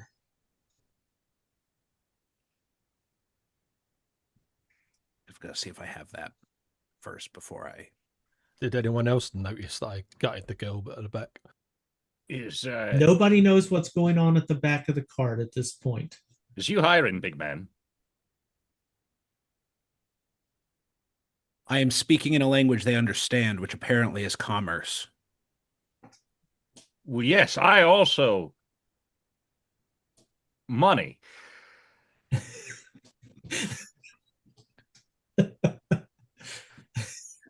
So, do you need somebody like me? Because I'm looking now, when there's the two of you, there's all of us fellas. Sorry. The guard on either side of you, Gil, are looking at you right now like, what the hell is wrong with you, dude? Well, look at him. Do you see how big he is? The last time, the captain, he got crunched up real good. I don't want it. Where the heck is gold on So here? are you a coward? No. Are you? Definitely not. Well, then why are Stand you your asking ground. me? Stand I your am ground standing. and shut your mouth. I'm Do pretty your sure job and paid. All right. 7. Arlen, he offers 7. I would lose money at 7. It's better than losing, as my friend Tirig said here, more blood. I'm confident in our chances. How confident are you? In mine, quite. Rasha, where are you? Get out here.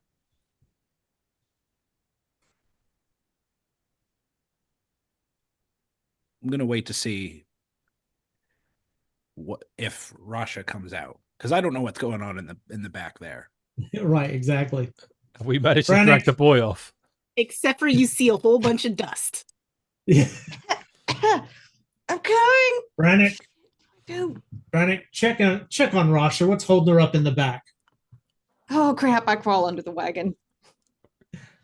As you make your way out, you start to see these little footprints in the canvas as this hill gnome starts making his way across the canvas to the back to look. I'm trying to drag the boy off. Yep, keep going. All right. I'm underneath. I'm gonna stop digging for a moment and whisper, "You don't want to be under there," and then I go back to digging. Well, I don't want to. I don't know what he's gonna do either. So wait, what am I talking to? Are you still raising dust, Ramona? I stopped for a moment to tell her not to be under there, and then I started digging again. Okay. So this gnome's going to get to the back of the wagon. He's going to take a look over the edge. I just rolled for it and checked. Ravenant, he does not see you dragging the boy away because of the dust, and he's looking more towards the back of the wagon because that's where his intent was. He does, however, see the body of Rasha. Rasha, take it in it. And he's going to see the blood. Harlan, Rasha's down.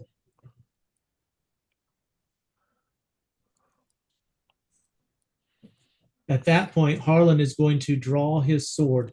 What? You brought others? Are This you is not- bandits? This was not us. Only person with me is the big fella and goat over there. Well, 7 is hardly going to pay for the cost of losing my right arm, Rasha. It's someone you don't have to pay anymore. Well, I mean, I too am a little concerned that people are just dying. It's the plague. Is nobody else concerned about? I mean, I think we all have level heads. I think we all have a good understanding of the way world works, and people don't just randomly die. And Right, we're if up people here. are dying, I should get paid more. Well, I mean, true, maybe. My shiny headed friend, but The cost of your work is going up. My offer is just going to go down.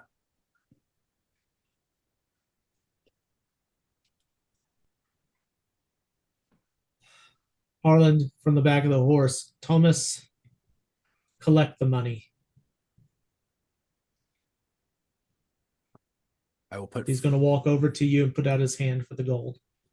I'll put 7 gold pieces in his hand. He's going to look up. Thank you for avoiding the bloodshed, sir. You're welcome. The man on horseback. What is your name? What do you intend to do with my name? I don't give it freely. I'm going to be asked who I did business with. I have to keep my receipts.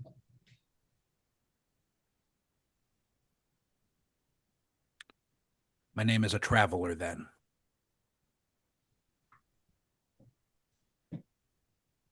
And you? Traveler. I like the sound of that. Short traveler.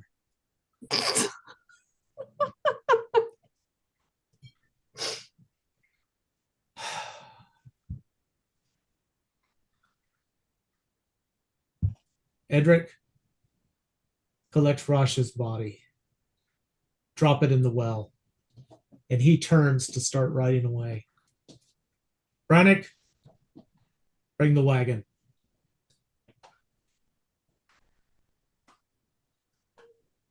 Brannick's going to make his way back to the seat of the wagon, and he's going to chip the horses forward, and the wagon's going to go thunk.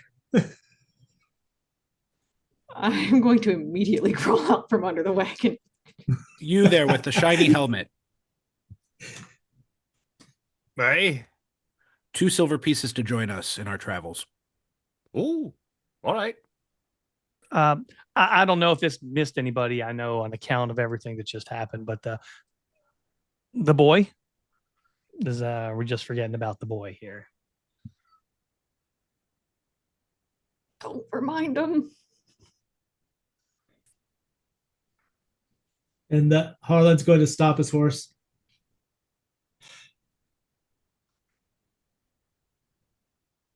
He's going to look at the ground and see Rasha. One of the guards is dragging the body away at this point. I don't see the boy. Now, what are you trying to pull on us? Chariot, where are you at this point as well? I'm trying to get the heck out from under this wagon. So you're coming out from under the wagon. As Yeah. he gets to the back, you're coming out from under the wagon, which is now sitting like this. And he's going to go, well, hopefully he wasn't under the wagon with this one. I didn't do that.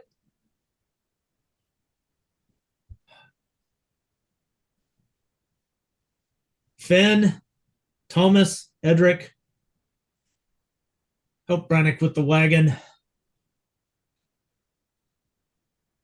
Is it okay if I just... Sorry, gents.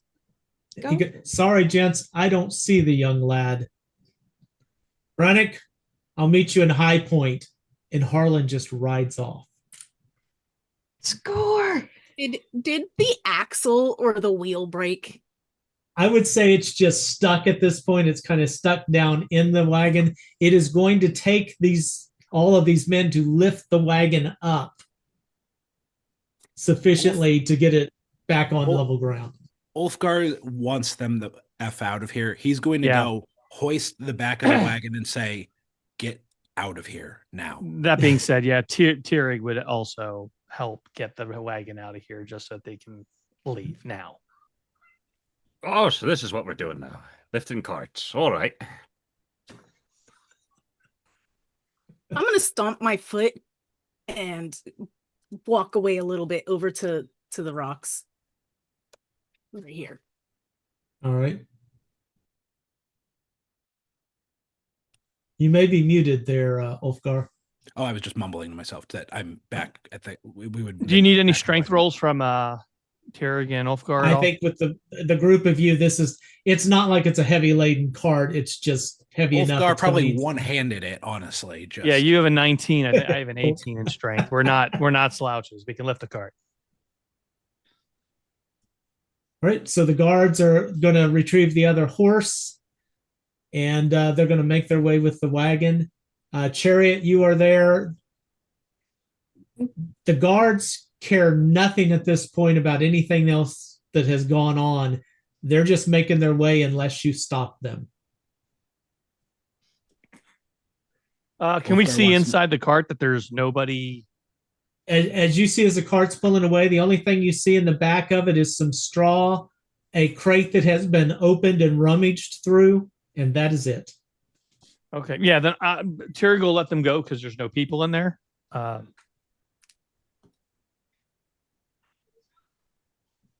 I gotta say, as a DM, this is the only campaign I've ever had that wasn't full of murder hobos. I didn't kill anybody. Didn't I? There Listen, was I'm living by this the oath. one incident, I would I'm- say. this is If they one instig- instance. If they See how the next 10 instigated, go. if they instigated, there would have Ulfgar would have engaged.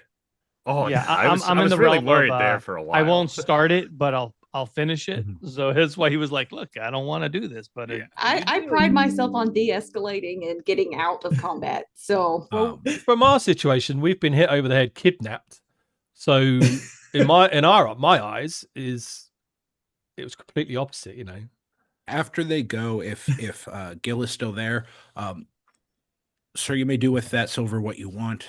You may travel with us if you want, but my aim was to get you away from those people. I do not think they would have been a good influence on you, having heard you speak around them. Well, but now you paid me, so now I've got to do what you say. And I That's say you exactly can how do that what you works. wish. Right, but you paid me, so I've got to do what you say. For how long? How long are you in my employ? Well, I don't know what that means. How long are But- you in my service? do you work for him? Is what he's asking you. But Yes, does I it work hurt when for him. That's what I said. I do not Does it- intend on giving you more silver after this point. Well, sure, but wait. Did I not do a good job? You did a good job, but I only had a very specific need, and you fulfilled it. But I didn't do anything. Well, can I try here because this man seems to be a little curious, and I like to play with that a little bit. You wanted to make money, yes? Yes, that I need. And You don't. He said. and you don't want to die. Well, I don't think anybody does really. Last So, fella seemed pretty upset about it. What my companion Ulfgar was saying, and this is if I'm believing it to be so, is that he gave you 2 silver to join us for a moment so you wouldn't go with the people that are most likely probably going to be killed. Because if you were Right, with them, so I'm you would die. following you then.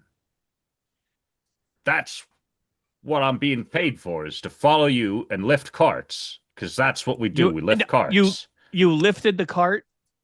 And so you've done a great job. We're all very proud of you. We were very strong. We were a very strong man there. That was the job. You've completed the job. Now, what my companion, I believe, is saying, but I can be wrong, because when you assume you have a good time, and is that you are free to do whatever you'd like now, or you can travel with us. But the choice is yours. Do you want to travel alone? Do you want to travel with people? Maybe have a little conversation. Well, I'm not much for conversation, but traveling with people seems to work better than not. So, How about this? You travel with us, you do as I say until someone comes along who is willing to pay you again. that seems to make sense to me, yes. All right. That's how it's worked in the past, anyway. Then This let's- has got to be let's one of the most operate- difficult decisions I've ever had. And I appreciate you for it. Uh-huh. What is your name, sir? Why did he meanly call me Tinhead? Is But- that what you would like to be called? What would you prefer to be called? Rich. Well, I don't know that I have any prefer anything, but Gil is what some call me as well. So any of those things, really. Would you be all right if I called you Gil then? Ooh, I just said, yeah. So Okay. Gil it is. you're a very strange man and very large. Wouldn't be the first time I've heard that. What did they feed you?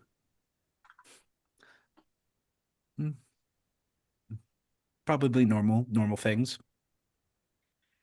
Can't Just, imagine you can buy clothes easily. You couldn't No. get a nice tin head like this. No. My mother had to make my clothing.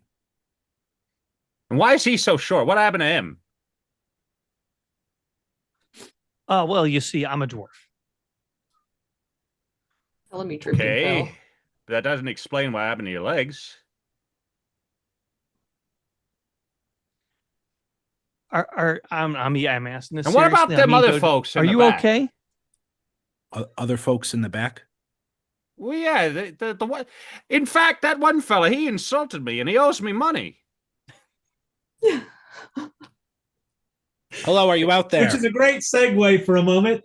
Revenant, where are you and young Yusuf? I probably dragged him off a bit round the rocks, and then I keep looking out to see if I can see my sister. I knew she went under the cart. I take it the cart's gone. So can I see her? The cart is gone. Yep. I believe the dust is gone now, so the area would be cleared out. And Chariot, where are you at this point? I'm still trying to figure out where the flying dust was coming from. So I'm still on the ground near the wagon wheel. The wagon's gone. Where it was. You didn't let me finish. Duh. She's hanging on to the bottom of the wagon. The dust came from somewhere. Should be a great mechanic. I would. I just keep If she's looking by out the to see if cart- she's, I'm going Go to ahead. slapping Yusuf away. Get out some Ramona, water. as you sit over by the rocks and the wind gently blows, pieces of the receipt that Ulfgar tore up kind of blow over across you, and one fairly large piece blows up against your leg. Oh, I'm going to read it or try to read it. Well, you pick it up and it's hard to make out, but there's one word on it. It looks like this might have been at the top of the document, and you can just make out the word Dark Shelf. Dark Shelf. Dark Shelf. I'm going to fold it up and put it in my left bag. Okay. Well, if it's left, how do you have it? Exactly. It's the only pun I've gotten to make so far. Okay, I'm having withdrawals. All right. I think at this point, what I would like to do is we've got everybody together. The offensive force has gone. Why don't we take a 10-minute break, and then we'll come back and see where it goes from here. All right, guys, don't go anywhere. We'll see you in a bit.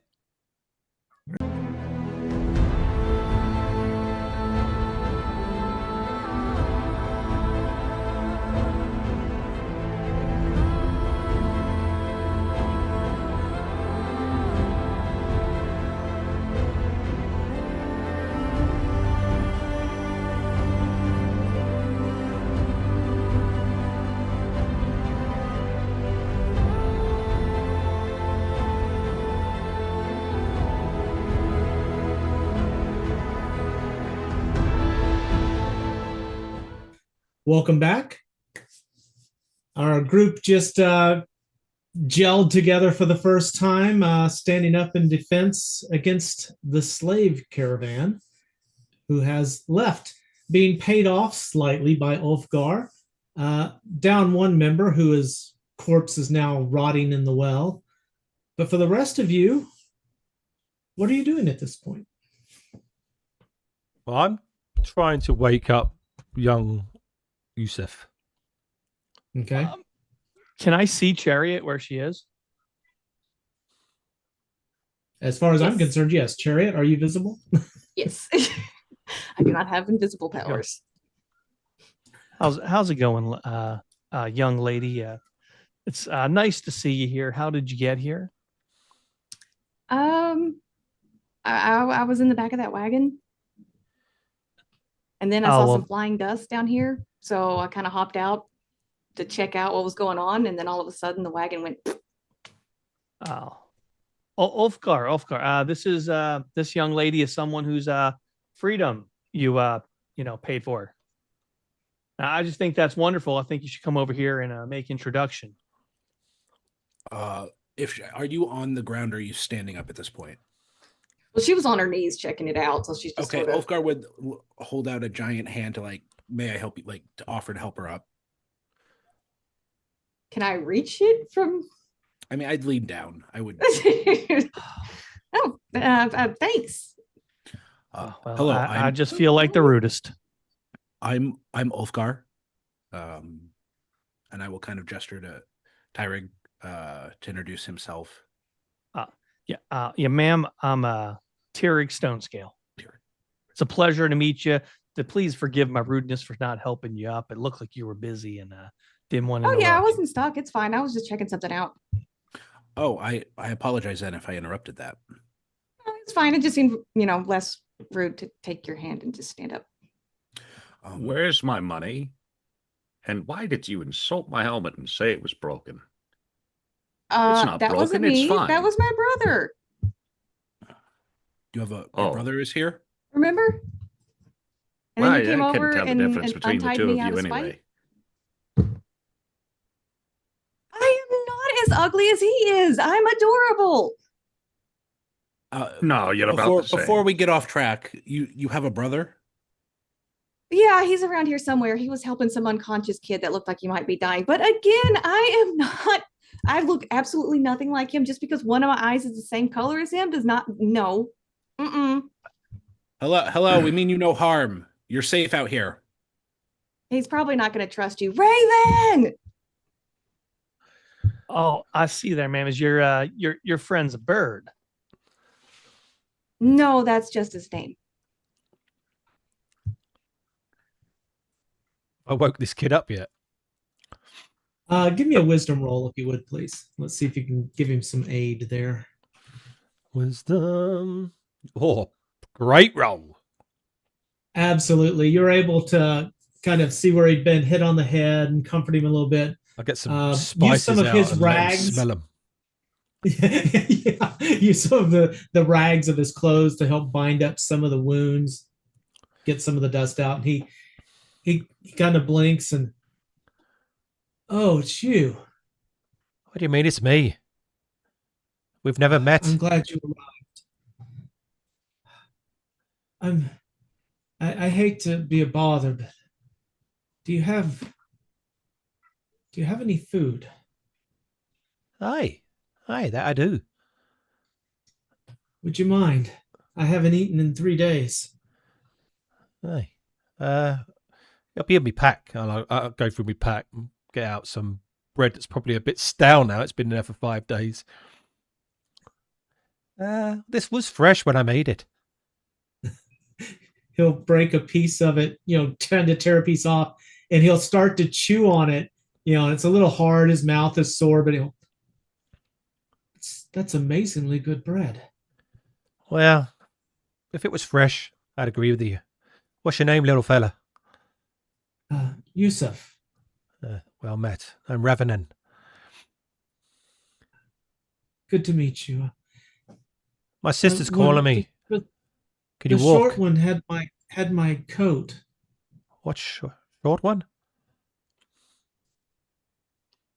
Yeah.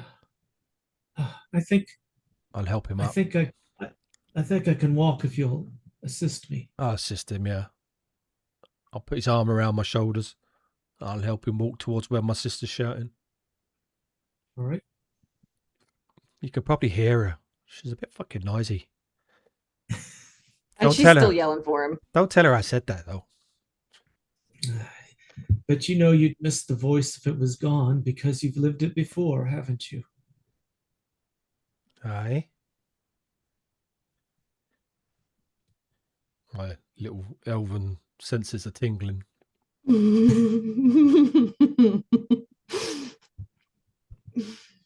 You're a strange one, kid. That's what they told me. That's why my brothers were trying to get rid of me.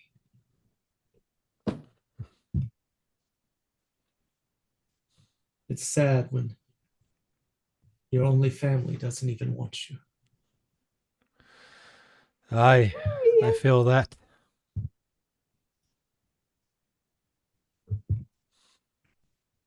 Please come out. We'd like to tend if need be. Yeah, they walked over to Chariot, so they are. And I looked to my left. Yeah. Sorry. He said they were walking that way. I apologize. Oh, no problem. I'll say to the little fellow, "What the hell is that?" Nice to meet you too. I'm saying it so you can't hear it. Oh, sorry. It's I'll start a freaking listening. talking tree. I'll start listening. So what the hell is that? This is my brother Raven. And that's the kid that I was talking about. Well, it is kind to meet you, sir. I like that you're named after a bird. Do you fly? I'm not named after a bird. My name's Ravenin. When I make that ointment, he could fly. Well, I'll have to say that's a little bit more of a mouthful than Raven, but I'm going to try to do you right and pronounce it. Thank you. At another time, because I know I'll butcher it right now. You can just give up like I did. In my mind, you're a bird man, which is interesting and fun. Ulfgar's going to go to Yusef, seeing that while he's up, he's still probably in rough shape. And he's going to kind of like, not scoop him up, but like just kind of put his big hand on his back and say, "You're safe for now. You may join us if you want, as long as you want, but you're under our protection. And I will use my my spell, Cure Light Wounds, on him." All right, very good. The wound around his eye begins, the bruise begins to fade, but you can tell he's taken damage there that will never fully heal. Mm-hmm. He'll have a scar for life. Right. He other wounds on his body kind of close up, stop bleeding so much. That doesn't do much, of course, for the weight and loss he's had from dehydration and lack of food for several days, but it definitely has improved his state of being. If the others are paying attention, one thing I forgot to mention is Ulfgar has a little like necklace talisman. It's like oxidized copper, and it's of two hands clasped together. That would emit a minor glow as he does this. And then Yusef would have felt a warmth coming from Ulfgar's leather and gray cloth gloves. And cool. That would have been, hopefully it would have given him a calming, warm feeling as Ulfgar's healing him. Absolutely. You see that he quits shivering so much from the chill because it's getting to be night. The sun is going down, and you are in the middle of a plains area with one outcropping of rock beside you. Tyrek, do you have his cloak still? I never had his cloak. I gave everything back to him. Must have taken. But if needed, mine's just sitting on goat over there. You can use my cloak for now. Anyone see where they may have taken his bag? It would be laying next to the well where when Rasha had knocked him unconscious, she just grabbed him and dragged him up, so it would have just fallen to the ground because he wasn't wearing it at the time. Where did the slavers go? They left. The bastards kidnapped us. Mm-hmm. But now you're free, and you owe me money. I don't owe you nothing. You were working for them. You did insult him. I get paid. I didn't insult him. I said his helmet was broken. It's not. To him, that's an insult. I didn't call him stupid. That would be an insult. I'm pretty sure this is how we got in the wagon in the first place. We got in the wagon because you didn't stop talking.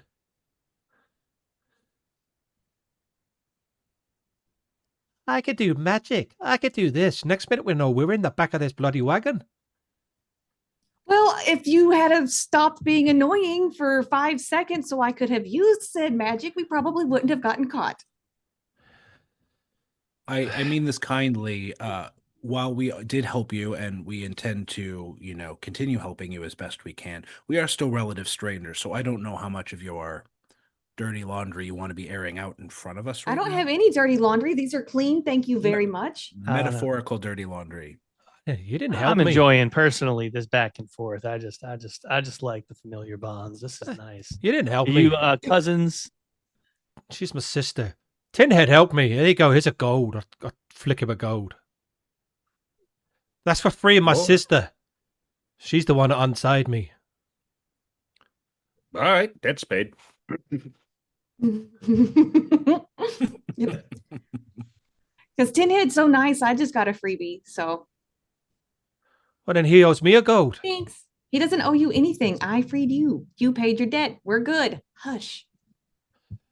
Where were you two headed before capture? Library. Just any library? Aye. No, the magic one. From the It village, has all the books. from that city, you know, that's just close by. Mhm. Which city were we going to, Tam? I believe it was Hightower is where you were headed. at the Hightower, time. yeah. High Tower, High Point. Hightower. High tower. Different things.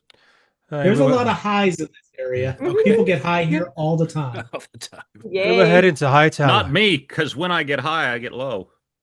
Aw. Aw. So you would fit in High Point. Yes. Oh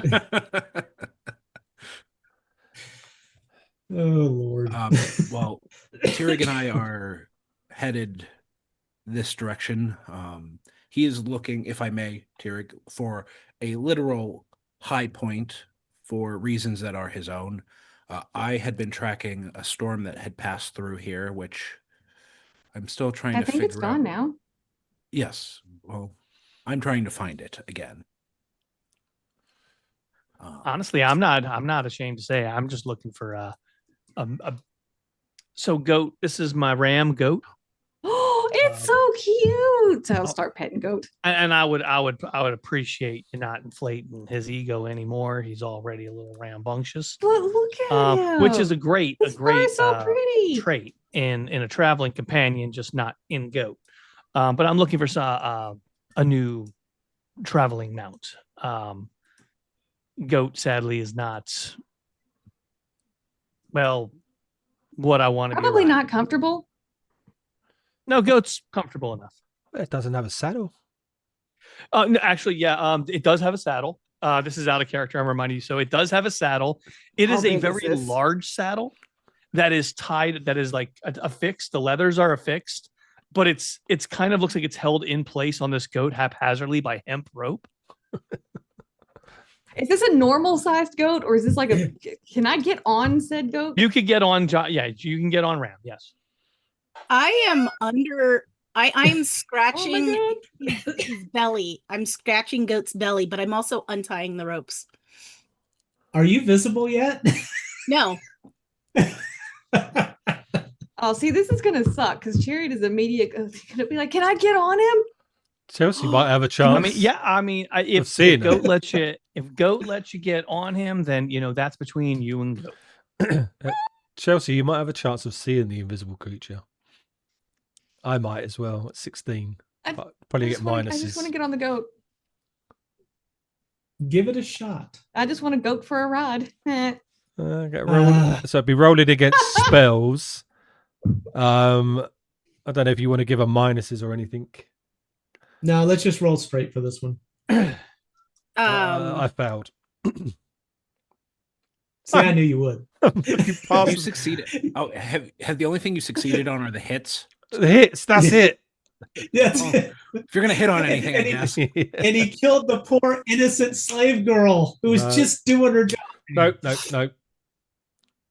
Okay, I definitely get on goat. Are you doing Jared, a- are you going to do a save versus spell to see if you spot Harmony? Nope, I just went on the goat. Okay. am I rolling to untie these ropes, or no? You're untying the harness. No, this is not a difficult task. Okay, This is just a saddle. I'm untying the ropes that are holding the saddle on. So Chariot, you hop up on this saddle and you get up there and you're comfortable for a minute before your inertia goes thump. Now, Hamona, I am going to need a dexterity save as you don't want to get crushed by Chariot in the saddle. I'm not heavy. Thank you. Yeah, but she's Yeah, only she's 2 not feet big. tall and probably like 20 pounds away. Oh, That's a six. perfect. you just kind of sidestep.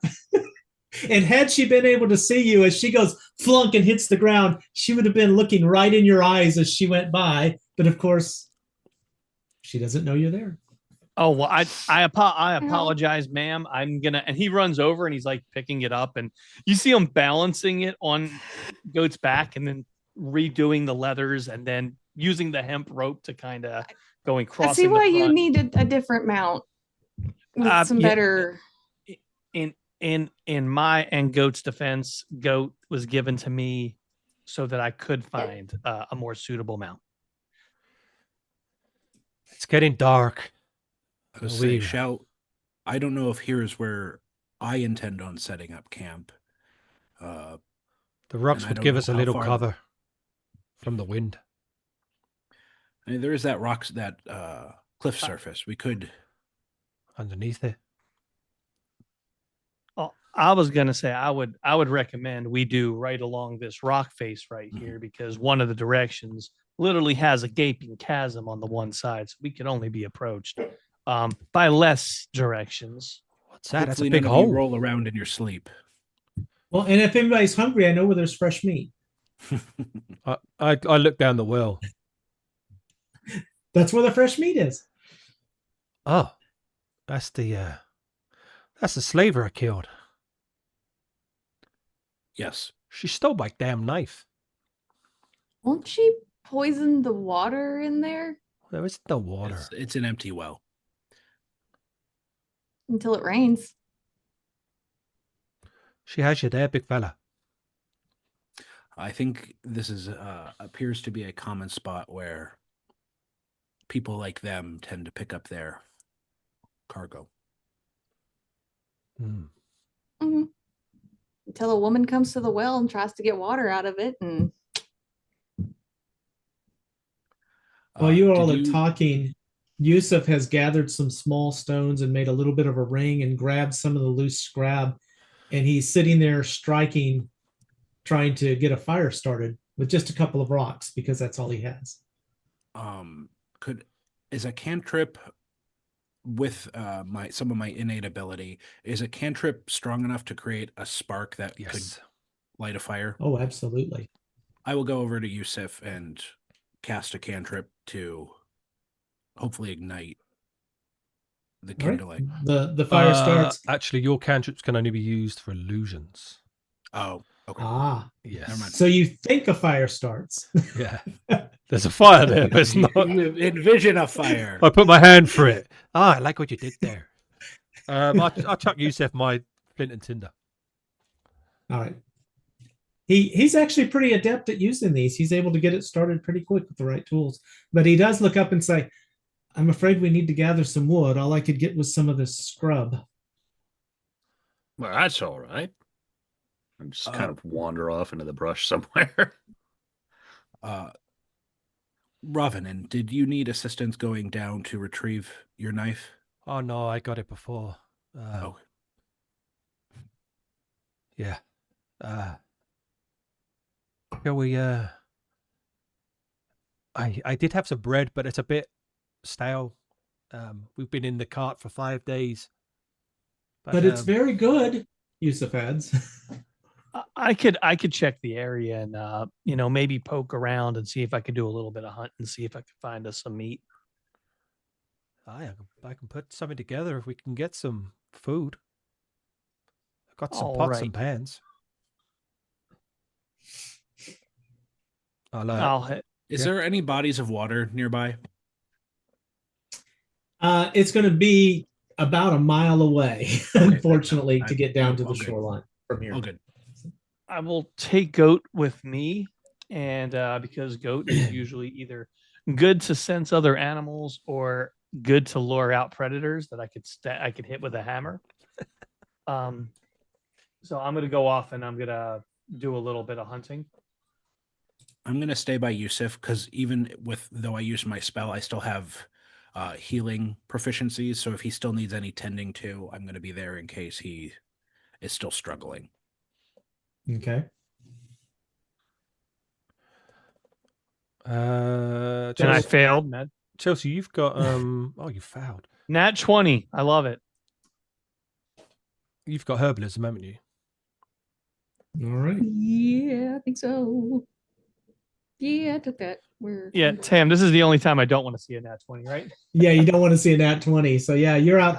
You're in a somewhat desert region, so I'm afraid it's just a little bit sparse. Yeah, I'll gather some wood while I'm out there anyway. or edge of a desert region. I'll put it that way, not full desert. Actually, Ulfgar, if you wanted to search for water, you can do a wisdom check. It'll be at a Well- -2 because of the terrain you're in. It would have been for like fishing purposes. Oh, okay. So Okay. So I would have been like a larger body of water that I. Cool. No problem. I sitting there waiting. I'm going to go through my pouch and get some flour out and some salt and pepper and a little bit of yeast. And I'm going to heat up the pan and I'm going to do like a round loaf. I'll put some water in it and stuff. All right. And I'll just cook some basic round loaf if I need to make one or two. Very good. I'm waiting for the meat to come back. That's never going to happen. Tarek makes his way back. I say, well, guys, I am plumb picked dry. There is nothing out here to find. I was looking high. I was looking low. The only places I didn't look was underground. There is nothing out here. Well, I've made some bread. Hopefully that will surpass people's hunger. Yusuf You is- will actually hear a little bit of a voice is, I have some fruit. I kill it. What was that? Who's there? I'm over by the other side of the rocks from wherever you guys are. I've stepped away just to, give myself some space. I said I have some fruit. It's dried. Mysterious voice out there. Would you like to reveal yourself? And I'm gonna step out from behind the rocks, dropping my invisibility. Hi. Hello I there. was about to say, as you were doing this, Yusuf had made his way over to the rocks and he was kind of moving some stones and digging around in them when you suddenly appear. And he's going to go, just look at you almost like he knew you were there and he was expecting you. And he's going to go, hello. And he is going to reach in and he is going to pull out some grubs, like snail things that were living inside the rocks. And he's going to pull out 3 or 4 of those and bring them over to you, Raven, and go, that it's not much, but it's all I could find here. You could keep them for fish bait. Mhm. Well, they are edible. I mean, I'm we've sure had to they eat are. them before. But we've got bread. You can have some bread. It's nearly done. I've got my hood up, but I reach into my pouch and pull out reach into my right side bag and pull out a pouch of dried fruits and berries. I've got these. What are you doing out here, little one? Where are your parents? They're at home. You're out here by yourself? No, I was following them, and I point to Ravenin and Chariot. Huh? Aye. Your parents must be worried sick of you, though. You were the little giggle fine. in the woods that we heard. Were you all that sand that was flying? Oh yeah, I dug the hole that put the wheel in. Okay. Why are you following us? Well, really, it was before you guys showed up. I was following the guards, and I made the one from the other morning quit. What'd you do? Oh, I tied his gear under the carriage. Ah, And I pull out my pink piece of my pink rope. That was kind of smart. that's what we heard them talking about. Well, little lady, no plans on tricking us, are there? Well, not at the moment. I mean, Don't touch my book. I'm sorry to keep harping on this, but a child your age should not be out. at She's night not a this- child. She's not? No. She's a pixie. What do I know of pixies from school land? I'm so, I was They're just wee people with wings, and they are magical. They tend to stay in the forests mostly. You will find a few that journey out, but they're also notorious for pranks. Are you on Wanderlust, little lady? Oh, for the moment. Oh, I was please don't just touch my happy there's book somebody or shorter my than me. hat. I won't take your book or your hat. Don't hurt them. I'm not going to hurt anything. My really, really, really, really super old grandpa, way, way back in the past, made my hat, my pappy. It's a cute hat.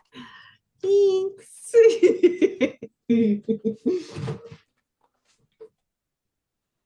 What No, what's expert in here? craftsmanship. The stitch work on that is amazing. The person who put that together must be an extremely talented leather crafter. I know it must have taken him like hundreds of years to learn this. And I He had must to be draw really it. old. And Cherry dies, Anyway. meteors fall. I warm myself by the fire. Not that I need warming. Let's have a look. What fruit you got? What fruit? I have, let's see, I've got some dried apples. I've got some raisins and let's see, some blueberries and just a little mix. Nice. If you have some water, we can soak them up and make it a little bit more tasty. Maybe make a jam. Yes. Well, they're dried, so it's not going to make a very good jam, but dipping the bread in the broth that's from it will work. Aye. I think I'm gonna have to make another bread for the big fella. You could put the snails in. They make an excellent broth too. They had a No nice snails. earthy tone. No snails. They also No, have thank you. thickening. As the ooze makes its way into the water, it thickens Every the time they broth. mention snails and then Revenant, like Ulfgar gets excited and then Revenant dissuades the snails. He's like, oh, okay, I guess. Oh. Mm. Well, here, and I hand Ravenin the pouch of fruit, dried fruit. I'll boil some water and put the fruit in there, and I'll add some cinnamon. Very good. No snails. And sugar. I'm just reaffixing the saddle on the goat. All right. Time passes as the food cooks. Light conversation around. Eventually, the food is ready. Bread didn't have a lot of time to set and rise and all that, but Revenant, you're pretty good at this kind of stuff. It comes out as a fair course. And of course, it's better than the dry, stale stuff. Yeah. So everyone gets to partake in this and enjoy a bit of it. We sit and dip Once it the into meal is the spent- fruits. Right. Once the meal's kind of gone on for a bit, what it is, Joseph, looking a bit more himself, maybe a little bit better, healthy, picks up his cloak and says,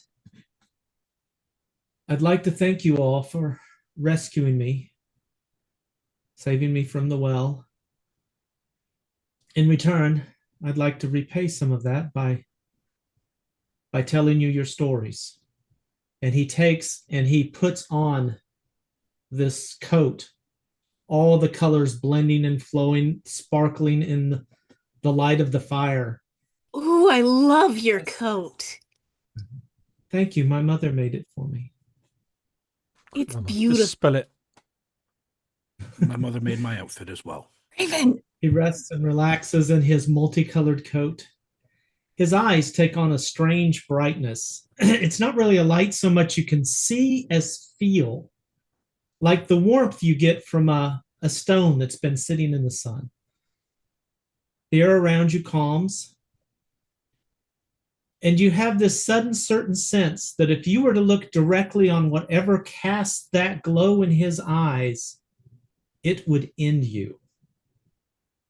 And you take comfort in knowing that you only see its shadow as it passes by.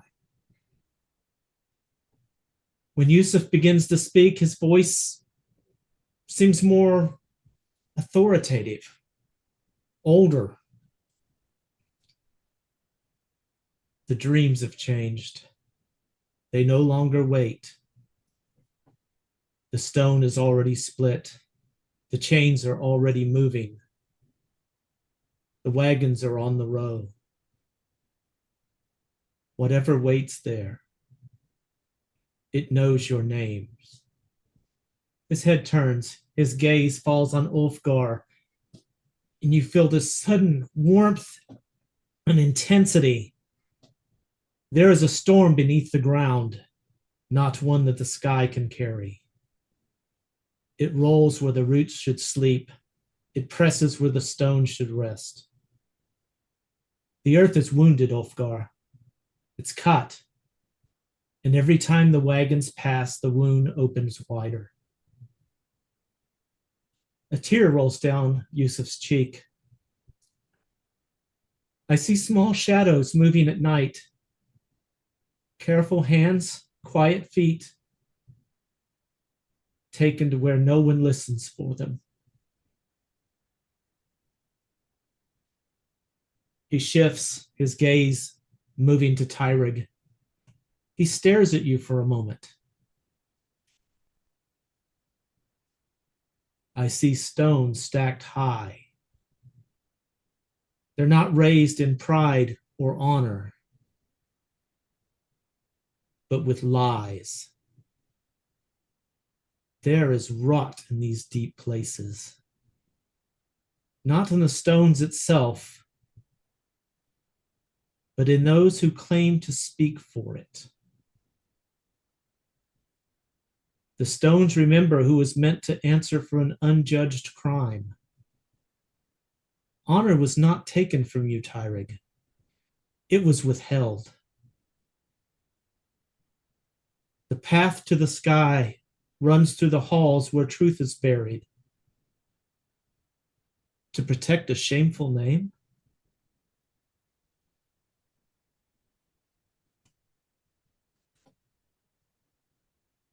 He turns his gaze to Hermona, and suddenly you get this scent in the air. It's a smell of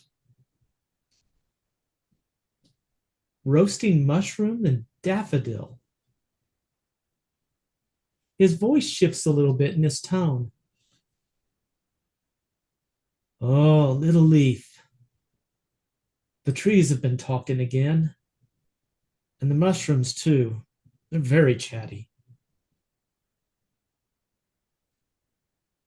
Roots are twisting around iron where they shouldn't. The spores choke on dust. We can't abide a broken balance, little leaf.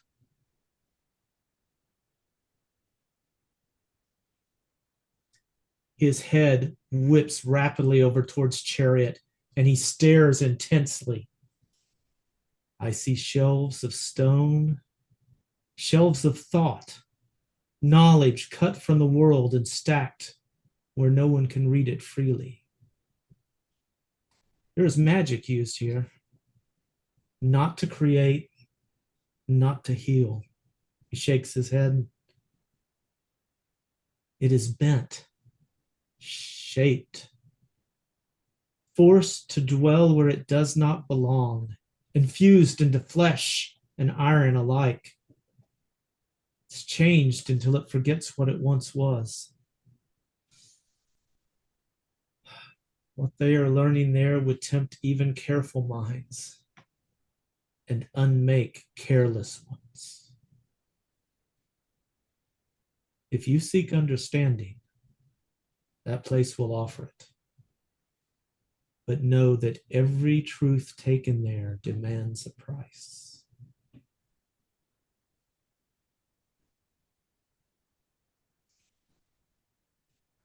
He turns to Ravanan.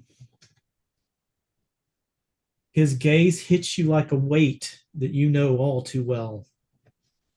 It's that quiet certainty that rules must be obeyed, even when they wound. It's that rigid stillness of your father's judgment pouring out from his eyes. For a heartbeat, you're 16 again, standing at a point where compassion was called weakness and silence was called honor. I see a place where worth is measured by silence, where people are taken and worn apart not because they are wicked, but simply because they are useful. I see lives pressed into flesh and bone until choice is forgotten. It looks like order. It sounds like necessity. But Ravenin, it is built on the same lie that calls cruelty discipline and abandonment duty. If you turn away from that place, the world will keep teaching that some lives are worthless, easy to discard, and easier to forget. You already walked away once. Not from your sister, of course, but from the rules that broke her. This time, the rules are waiting for you.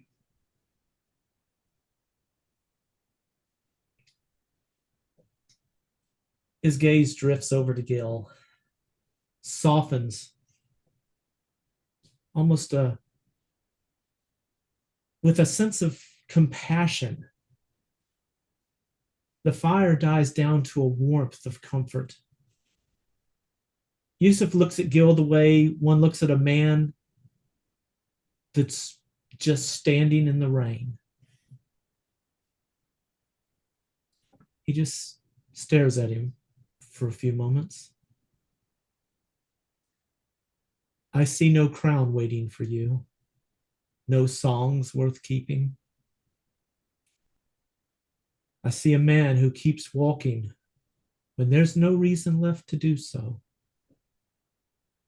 No prayers answered, no glory earned, just breath drawn and one more step taken.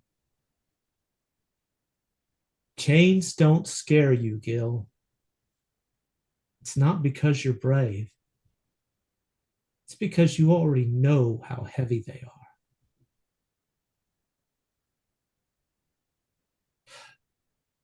When the moment comes, you will stand where others step aside. Not because it matters, but because someone has to.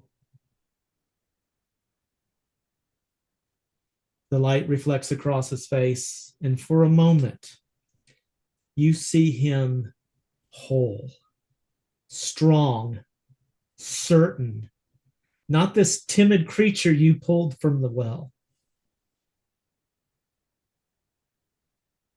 I'm not meant to stay here. I'm meant to be taken past this place, to where the road bends away from the sea, past the last green things, where the ground grows pale and sharp, where the wind's forgotten how to sing. If we wait, the chains arrive first, and much is lost. He sits back, the cloak falls from his shoulders, the glow fades. And suddenly you just see that weak young child of a man again. You weren't meant to see that much. And he lays down and curls up next to the fire and falls asleep.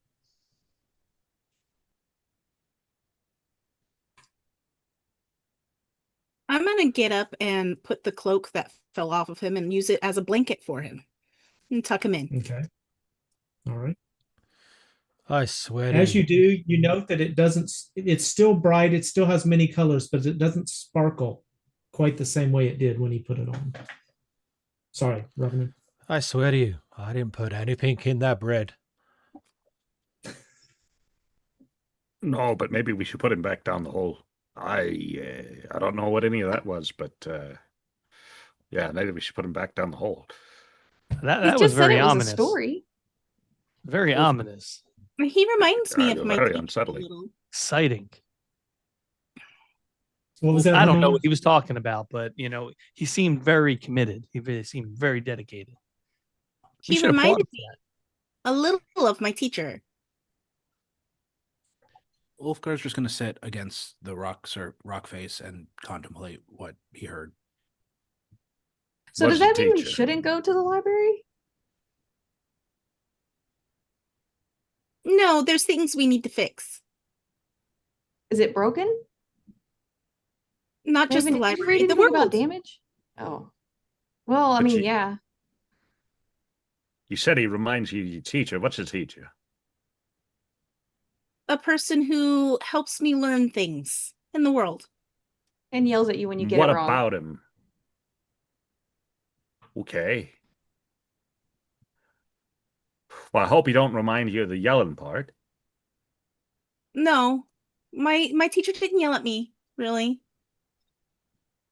All right, so what made you think of him? He called me Little Leaf. My teacher always called me that. He said I gotta walk a long way. Already done that. I mean, we've all probably got a long way to go, but we've all got things that we need to fix or need to help fix. Well, he said I just have to stand. I do that all the time anyway. I mean, if we're fixing things that don't mind, I was already out here trying to fix something anyway. Well, in any case, still very strange man. You sure we shouldn't put him down the hole? Yes. I think that's that would be gonna poison water. counterproductive to what we already have done. And after he told such novel tales, I think it'd be rude to reward his offering by putting him back down into a hole. Right. Mhm. Well, I've never seen anybody look me in the eyes like that. And I don't know that I like it. He seems nice enough. And they were trying but to that hurt him. But that was something else. But that could Well, I have been a seen spell. magic. Sure, I heard about it. But Well, put your judgment aside and have some curiosity about what he said. Just think about it. Think about all the ways it can change as we walk down the road, as you walk down the road as yourself. All the joy and unfortunately some sadness, maybe a little bit of pain because the world's not always a kind place. And be excited for what you don't know. Aye. Try not to give yourself a headache. That's the most important part. I Thinking. scratched the large dent in the helmet. All right. We won't put him in a hole then. I like the way you think. Does anything about what happened seem like a spell to me? Give me a spell save. Oh Lord. What am I rolling? Because I'm using real dice. I am not touching those digital Roll me a things. 20. D20. I didn't know real dice were an option. Yeah, or did I? 5. I don't know if do I have a thing. Am I going to tell her no, don't roll a die? I mean, just, you know how stubborn she is. Oh, she doesn't even know what her target is. Go to attributes. Okay. I'm in attributes. All right, down the bottom, you've got saving throws. So click the roll spell one. Saving throws. I think you're high. Where is it at? Saving throws. At the bottom. At the bottom. Reaction adjustment bonus. Saving throws notes, and magic modifiers, resistance. Breath spell. Yep. So you rolled a spell one, is what he asked. Oh, That means okay. you click the little button with the dice on it. Underneath notes. Ah, okay. Well, it says target is 12. So you failed. I got a 5. Okay. There was definitely something going on here you haven't seen. He mentioned magic. He mentioned knowledge. So as far as you're concerned, This guy is some kind of a master. Got it. He's probably like a traveling wizard teacher or something. Look at him. He looks Definitely 15 seems years important. old. Tam, after Well, what I he said, mean, Tam, after what he said, when everybody's talking amongst themselves a little bit, I'm gonna just kind of hold the inside of my shield, or my holy symbol is I'm gonna detect evil, Nothing. and I'll have a little bit more relief on my face. I can't hear you. I'm sorry. I said, A little okay, louder. I'll have a little bit more relief on my face. Okay. Cool. Chariot, you were saying?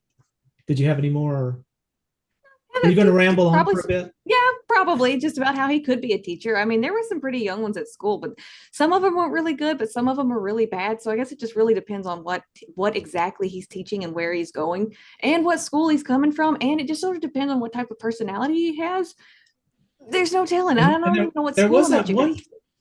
There was that one kid at school with the lightning bolt, Harry. Yeah. There He was was that obviously one a kid. wizard. He It was was so weird, and pronounced- he was obviously cheating. Harry is how it was pronounced. He Hooray, Pewter. Oh yeah, the plopper kid. I remember him. Pewter, yeah. Hooray, Pewter.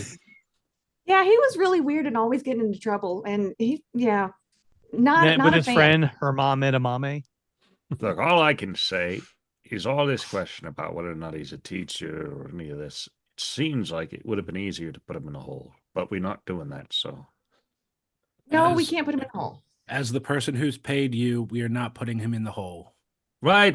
We already established that. I know. Wait, you paid him as well? He is in my employ. It's been a good day for work. As Ulfgar's sitting there, he just has his eyes closed. He's not trying to sleep, but he's like internally like sending a prayer for his mom and his dad, and then a different prayer for his other mom and dad.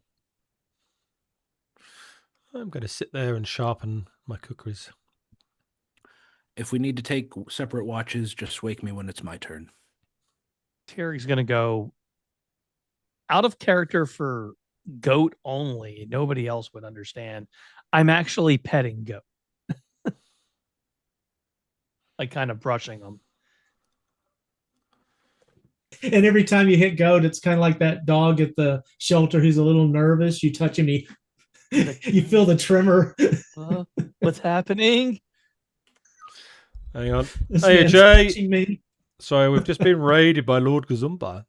Hey guys, you've caught us on our first episode of our long-awaited Greyhawk campaign. So, how you doing? Hopefully, you had a good stream. Nice to see you here. And unfortunately, you've come in just as we're reaching the lull of all the exciting stuff. They just got told their fortunes. And they were great. So much positivity. It's gonna be awesome. Right. I'm gonna do some walking, and then I'm gonna stand. I think I need to find another library. I will Right. think about setting up the first watch. All right. Gil, would you join Revenant on first watch? Well, of course. I figured that was just the way of it. Thank you. We've been hired. Are you going to be able to see anything? Oh yeah, of course I can. Well, it's dark and you're wearing that helmet. Well, sure. How do you suppose I got to be where I am now? What? Unemployed? Well, yeah. Well, no, I'm hired. I've got a job. Yeah, he technically works for him, so he does have a job.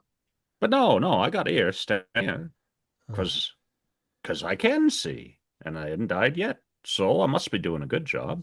So I don't think you have much to worry about. Aye, good.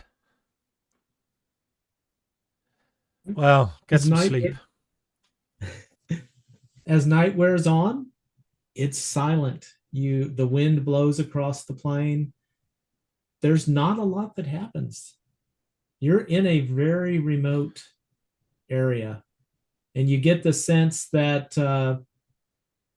there's not a lot of wagons who come through here. So it was very odd for them to encounter this. And you also may kind of wonder a bit, what happened to the people who put Yusuf in this well? Where in the world did they come from? And what is he talking about, this land past where things are green, where things go to rock, that he's supposed to go to? Is this someplace that any of you would have an interest in taking him? What are you going to do with Yusuf in the morning? Not put him down the hole. Feed him, I guess.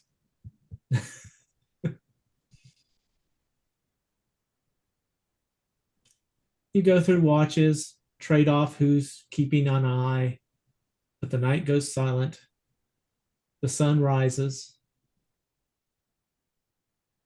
Things warm up a bit. The fire dwindles down. And it's morning.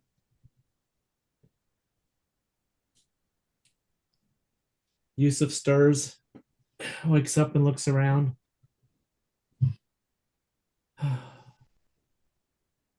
Good morning. Good morning. Here's some juice. And I pull out my tiny little cup with some juice in it. Have some. Adios, thank you, but I feel unfair taking it from myself. And he's going to, are there any cups or anything left around from the night before? Yeah, pots and pans and stuff. Probably. Yeah. My tin head's sitting out. Yeah. Terry's cup would still be out there. He's going to pull his coat on and move around to the cups, and he's going to pour juice into each cup as he goes around. And when he comes and sits back down, the cup's fairly small, right, Hermona? Mm-hmm. Morna. I keep saying it backwards. Morna. I will get this right. In each one of the cups that he poured it into, there is about the same amount as would be in your little cup. Told you he's And he magic. drinks it and returns the cup to you. Well, thank I'll you. say- Thank you for sharing.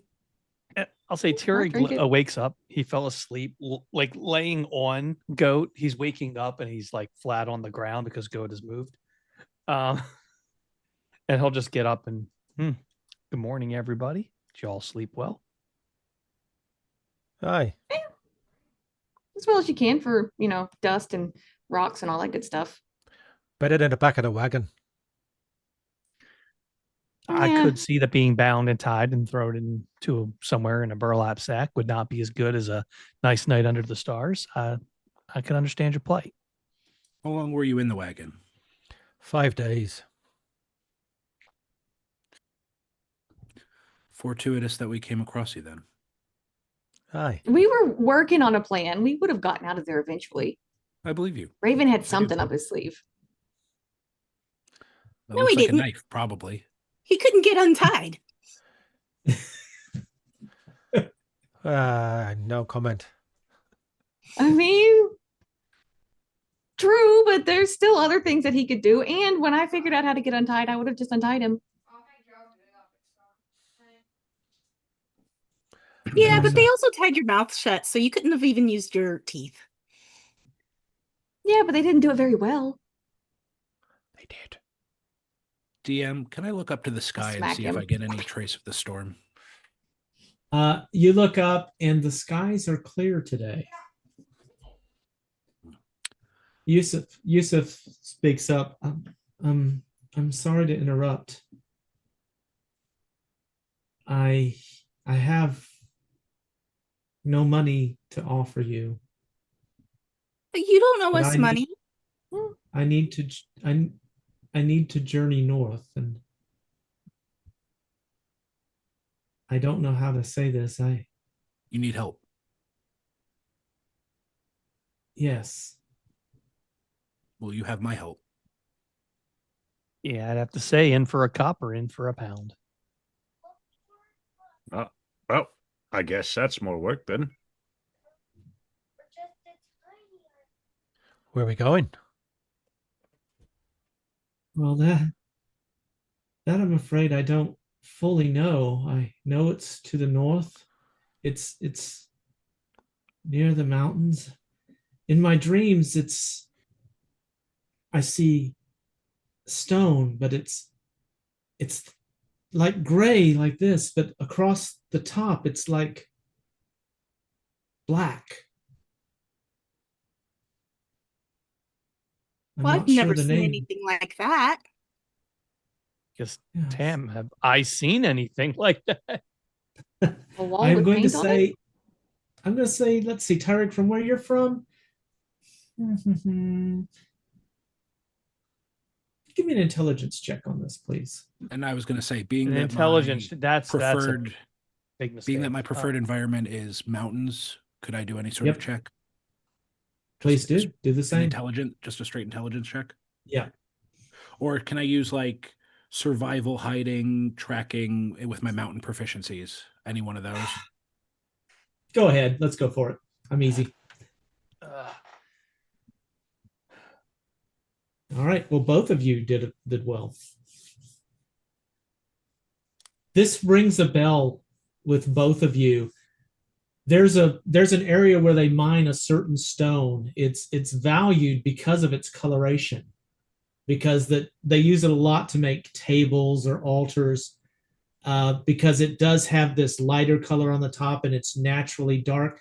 And the odd thing about it is no matter where you cleave it, you always end up with that dark shelf on top of the gray bottom.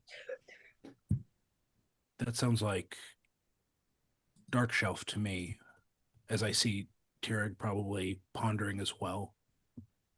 Oh, that sounds familiar. I'm going to go into my left bag and I'm going to pull out that piece of paper. Okay. This was the receipt that got torn up. This is part of it. It landed on me when I was watching things. And I'm going to hand it to whomever needs it. I can't read, so maybe I can Tirag read. is- Here you go. What am I doing with it?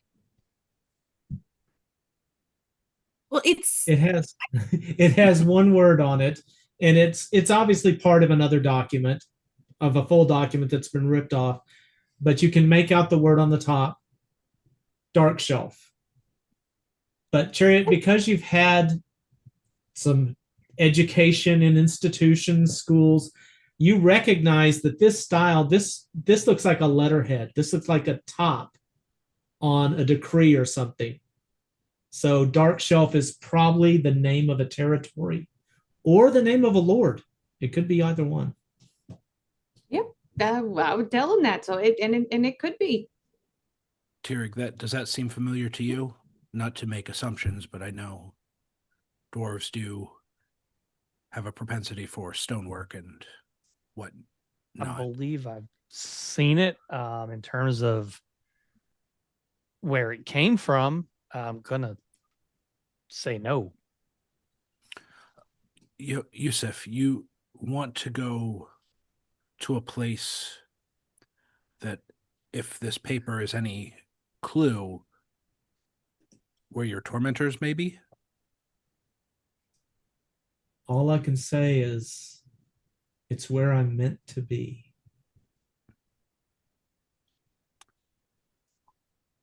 If that is the case, then I will follow. That sounds Well, crazy. I've got no plans. I can go with you. You want to go to the slaver's land? Absolutely not. I have a feeling that maybe that's the part of the problem we need to fix, or at least some of us need to fix. Yusuf is going to reach over and place his hand gently on your shoulder, Revan, and say, I understand. You tend to leave when there's trouble. I hold no harm against you for not wanting to stand up for something.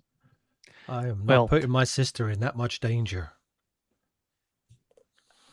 I can say I'm not the the greatest, but I believe that right there was just a fisherman's hook, just right down into the water of your person and just trying to reel you in. Well, I mean, think of the magic that I could learn, and I could practice my spells so I could get stronger, and then you wouldn't have to worry as much. The heartstrings are being pulled on, Raven, in, and that's another fish line right down, right into your mouth. Just let the tug pull you along. It's going to be, just go with it. No, we're not going. Ah! This is Gil, I'm this is assuming where you're going to go where I go. this is where you see who the boss of the relationship is. Me, because we're going. Raven, we can't let them go off by themselves. They may need us. We Why can not? help them. They got the big fella. Well, but they need sneaky, and you need a little bit more practice at it. You're a bitch. I do believe that she that little fish line, she set them right in front of you. She just snipped it right there. But Joseph over there, he's his line's still good, and I'm going to say I'll drop one to you. Well, we could need you. You're a very important person. There's another line just right in your mouth. And are you going to help I protect think he her? likes to fish. I will protect anybody with me. So that includes yourself. It includes the young lady. It includes the little girl child over there. It includes Tinhead, and I don't know what exactly I'm going to do for I'm the big not a fella, but I'll child. try to protect him as well. I'm nearly 30 years old. I'm not a child. You should eat more. Very small. I eat plenty. Apparently not. Gil, I'm assuming you will follow me because I paid you. Yes, that makes sense to me. All right. Well, we can at least follow them until we get bored. That's usually How what about I that? end up doing. But I think I'm going to see this one through for a while. I'll go, but if it gets serious, we're off. You Okay, see, understand? yeah, that's a good start. That's improvement.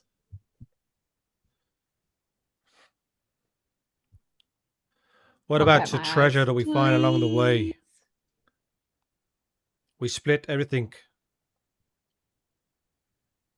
I would assume that'd be the natural order of things. I don't think anybody here, or I assume, but when you assume, you have a good time until you find out you're wrong. I assume everybody here is good natured and is not going to be, hoarding everything. See, and then we can even get money for school. And look at that right there. We're all apparently going to school. I mean, yeah, y'all can come too. You could learn magic. Ma'am, If I we- think that would be a terrible idea. I think it'd be great. If we travel together, everything would be shared equally. What we find, the work, the watch, it'd be Even equal debts. split. One condition. No. Go ahead, big man. I'm looking at Gil. Yes, Gil? Which she said debts. No, we don't share those. But I thought we shared everything. Now, if you, I mean, let's just put it evenly and just simply for everybody. We're going to help each other out, and we're going to make sure that if we benefit, we all benefit, and if somebody's in trouble, we help them if in our power to do so. Does that sound good, Gil? That makes sense, yes. That sounds better. Right on you. One condition. I do the cooking.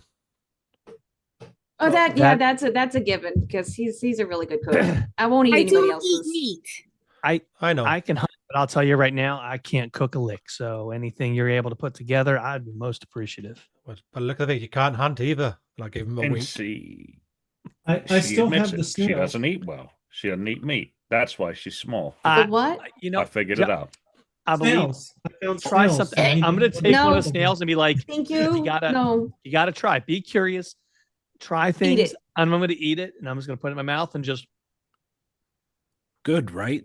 You might love want to have cooked it because And that was definitely nothing I've had before, but I don't know if I do that again. But I appreciate your generosity. Ulfgar's going to reach his hand out for a snail. Okay. I, Oh, I would absolutely. I would say parasites in snails. Oh, You oh, wanna oh, cook them. little lady, I am a dwarf. My stomach could burn rock.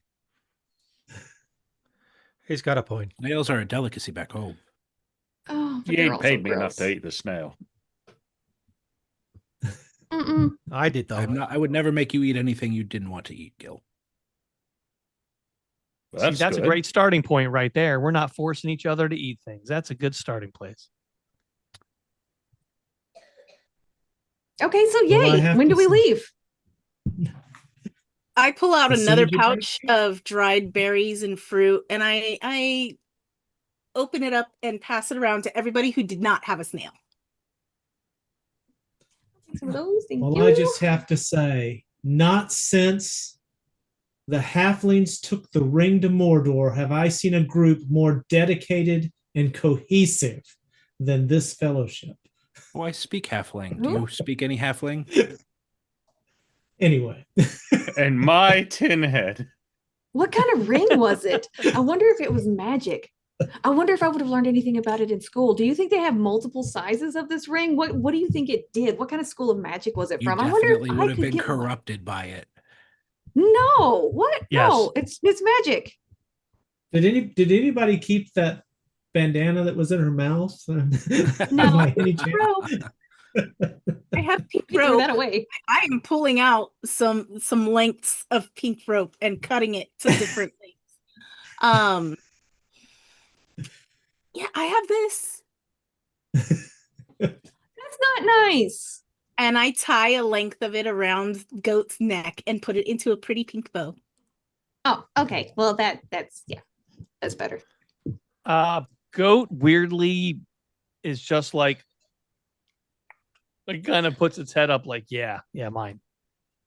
And then I reach for its head again, and it just kind of just looks like it's under like it doesn't know it's about to happen.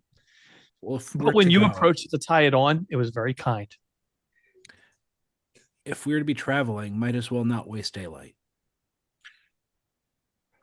Aye. To the north. And Let's head north. I will lead by scouting. Very good.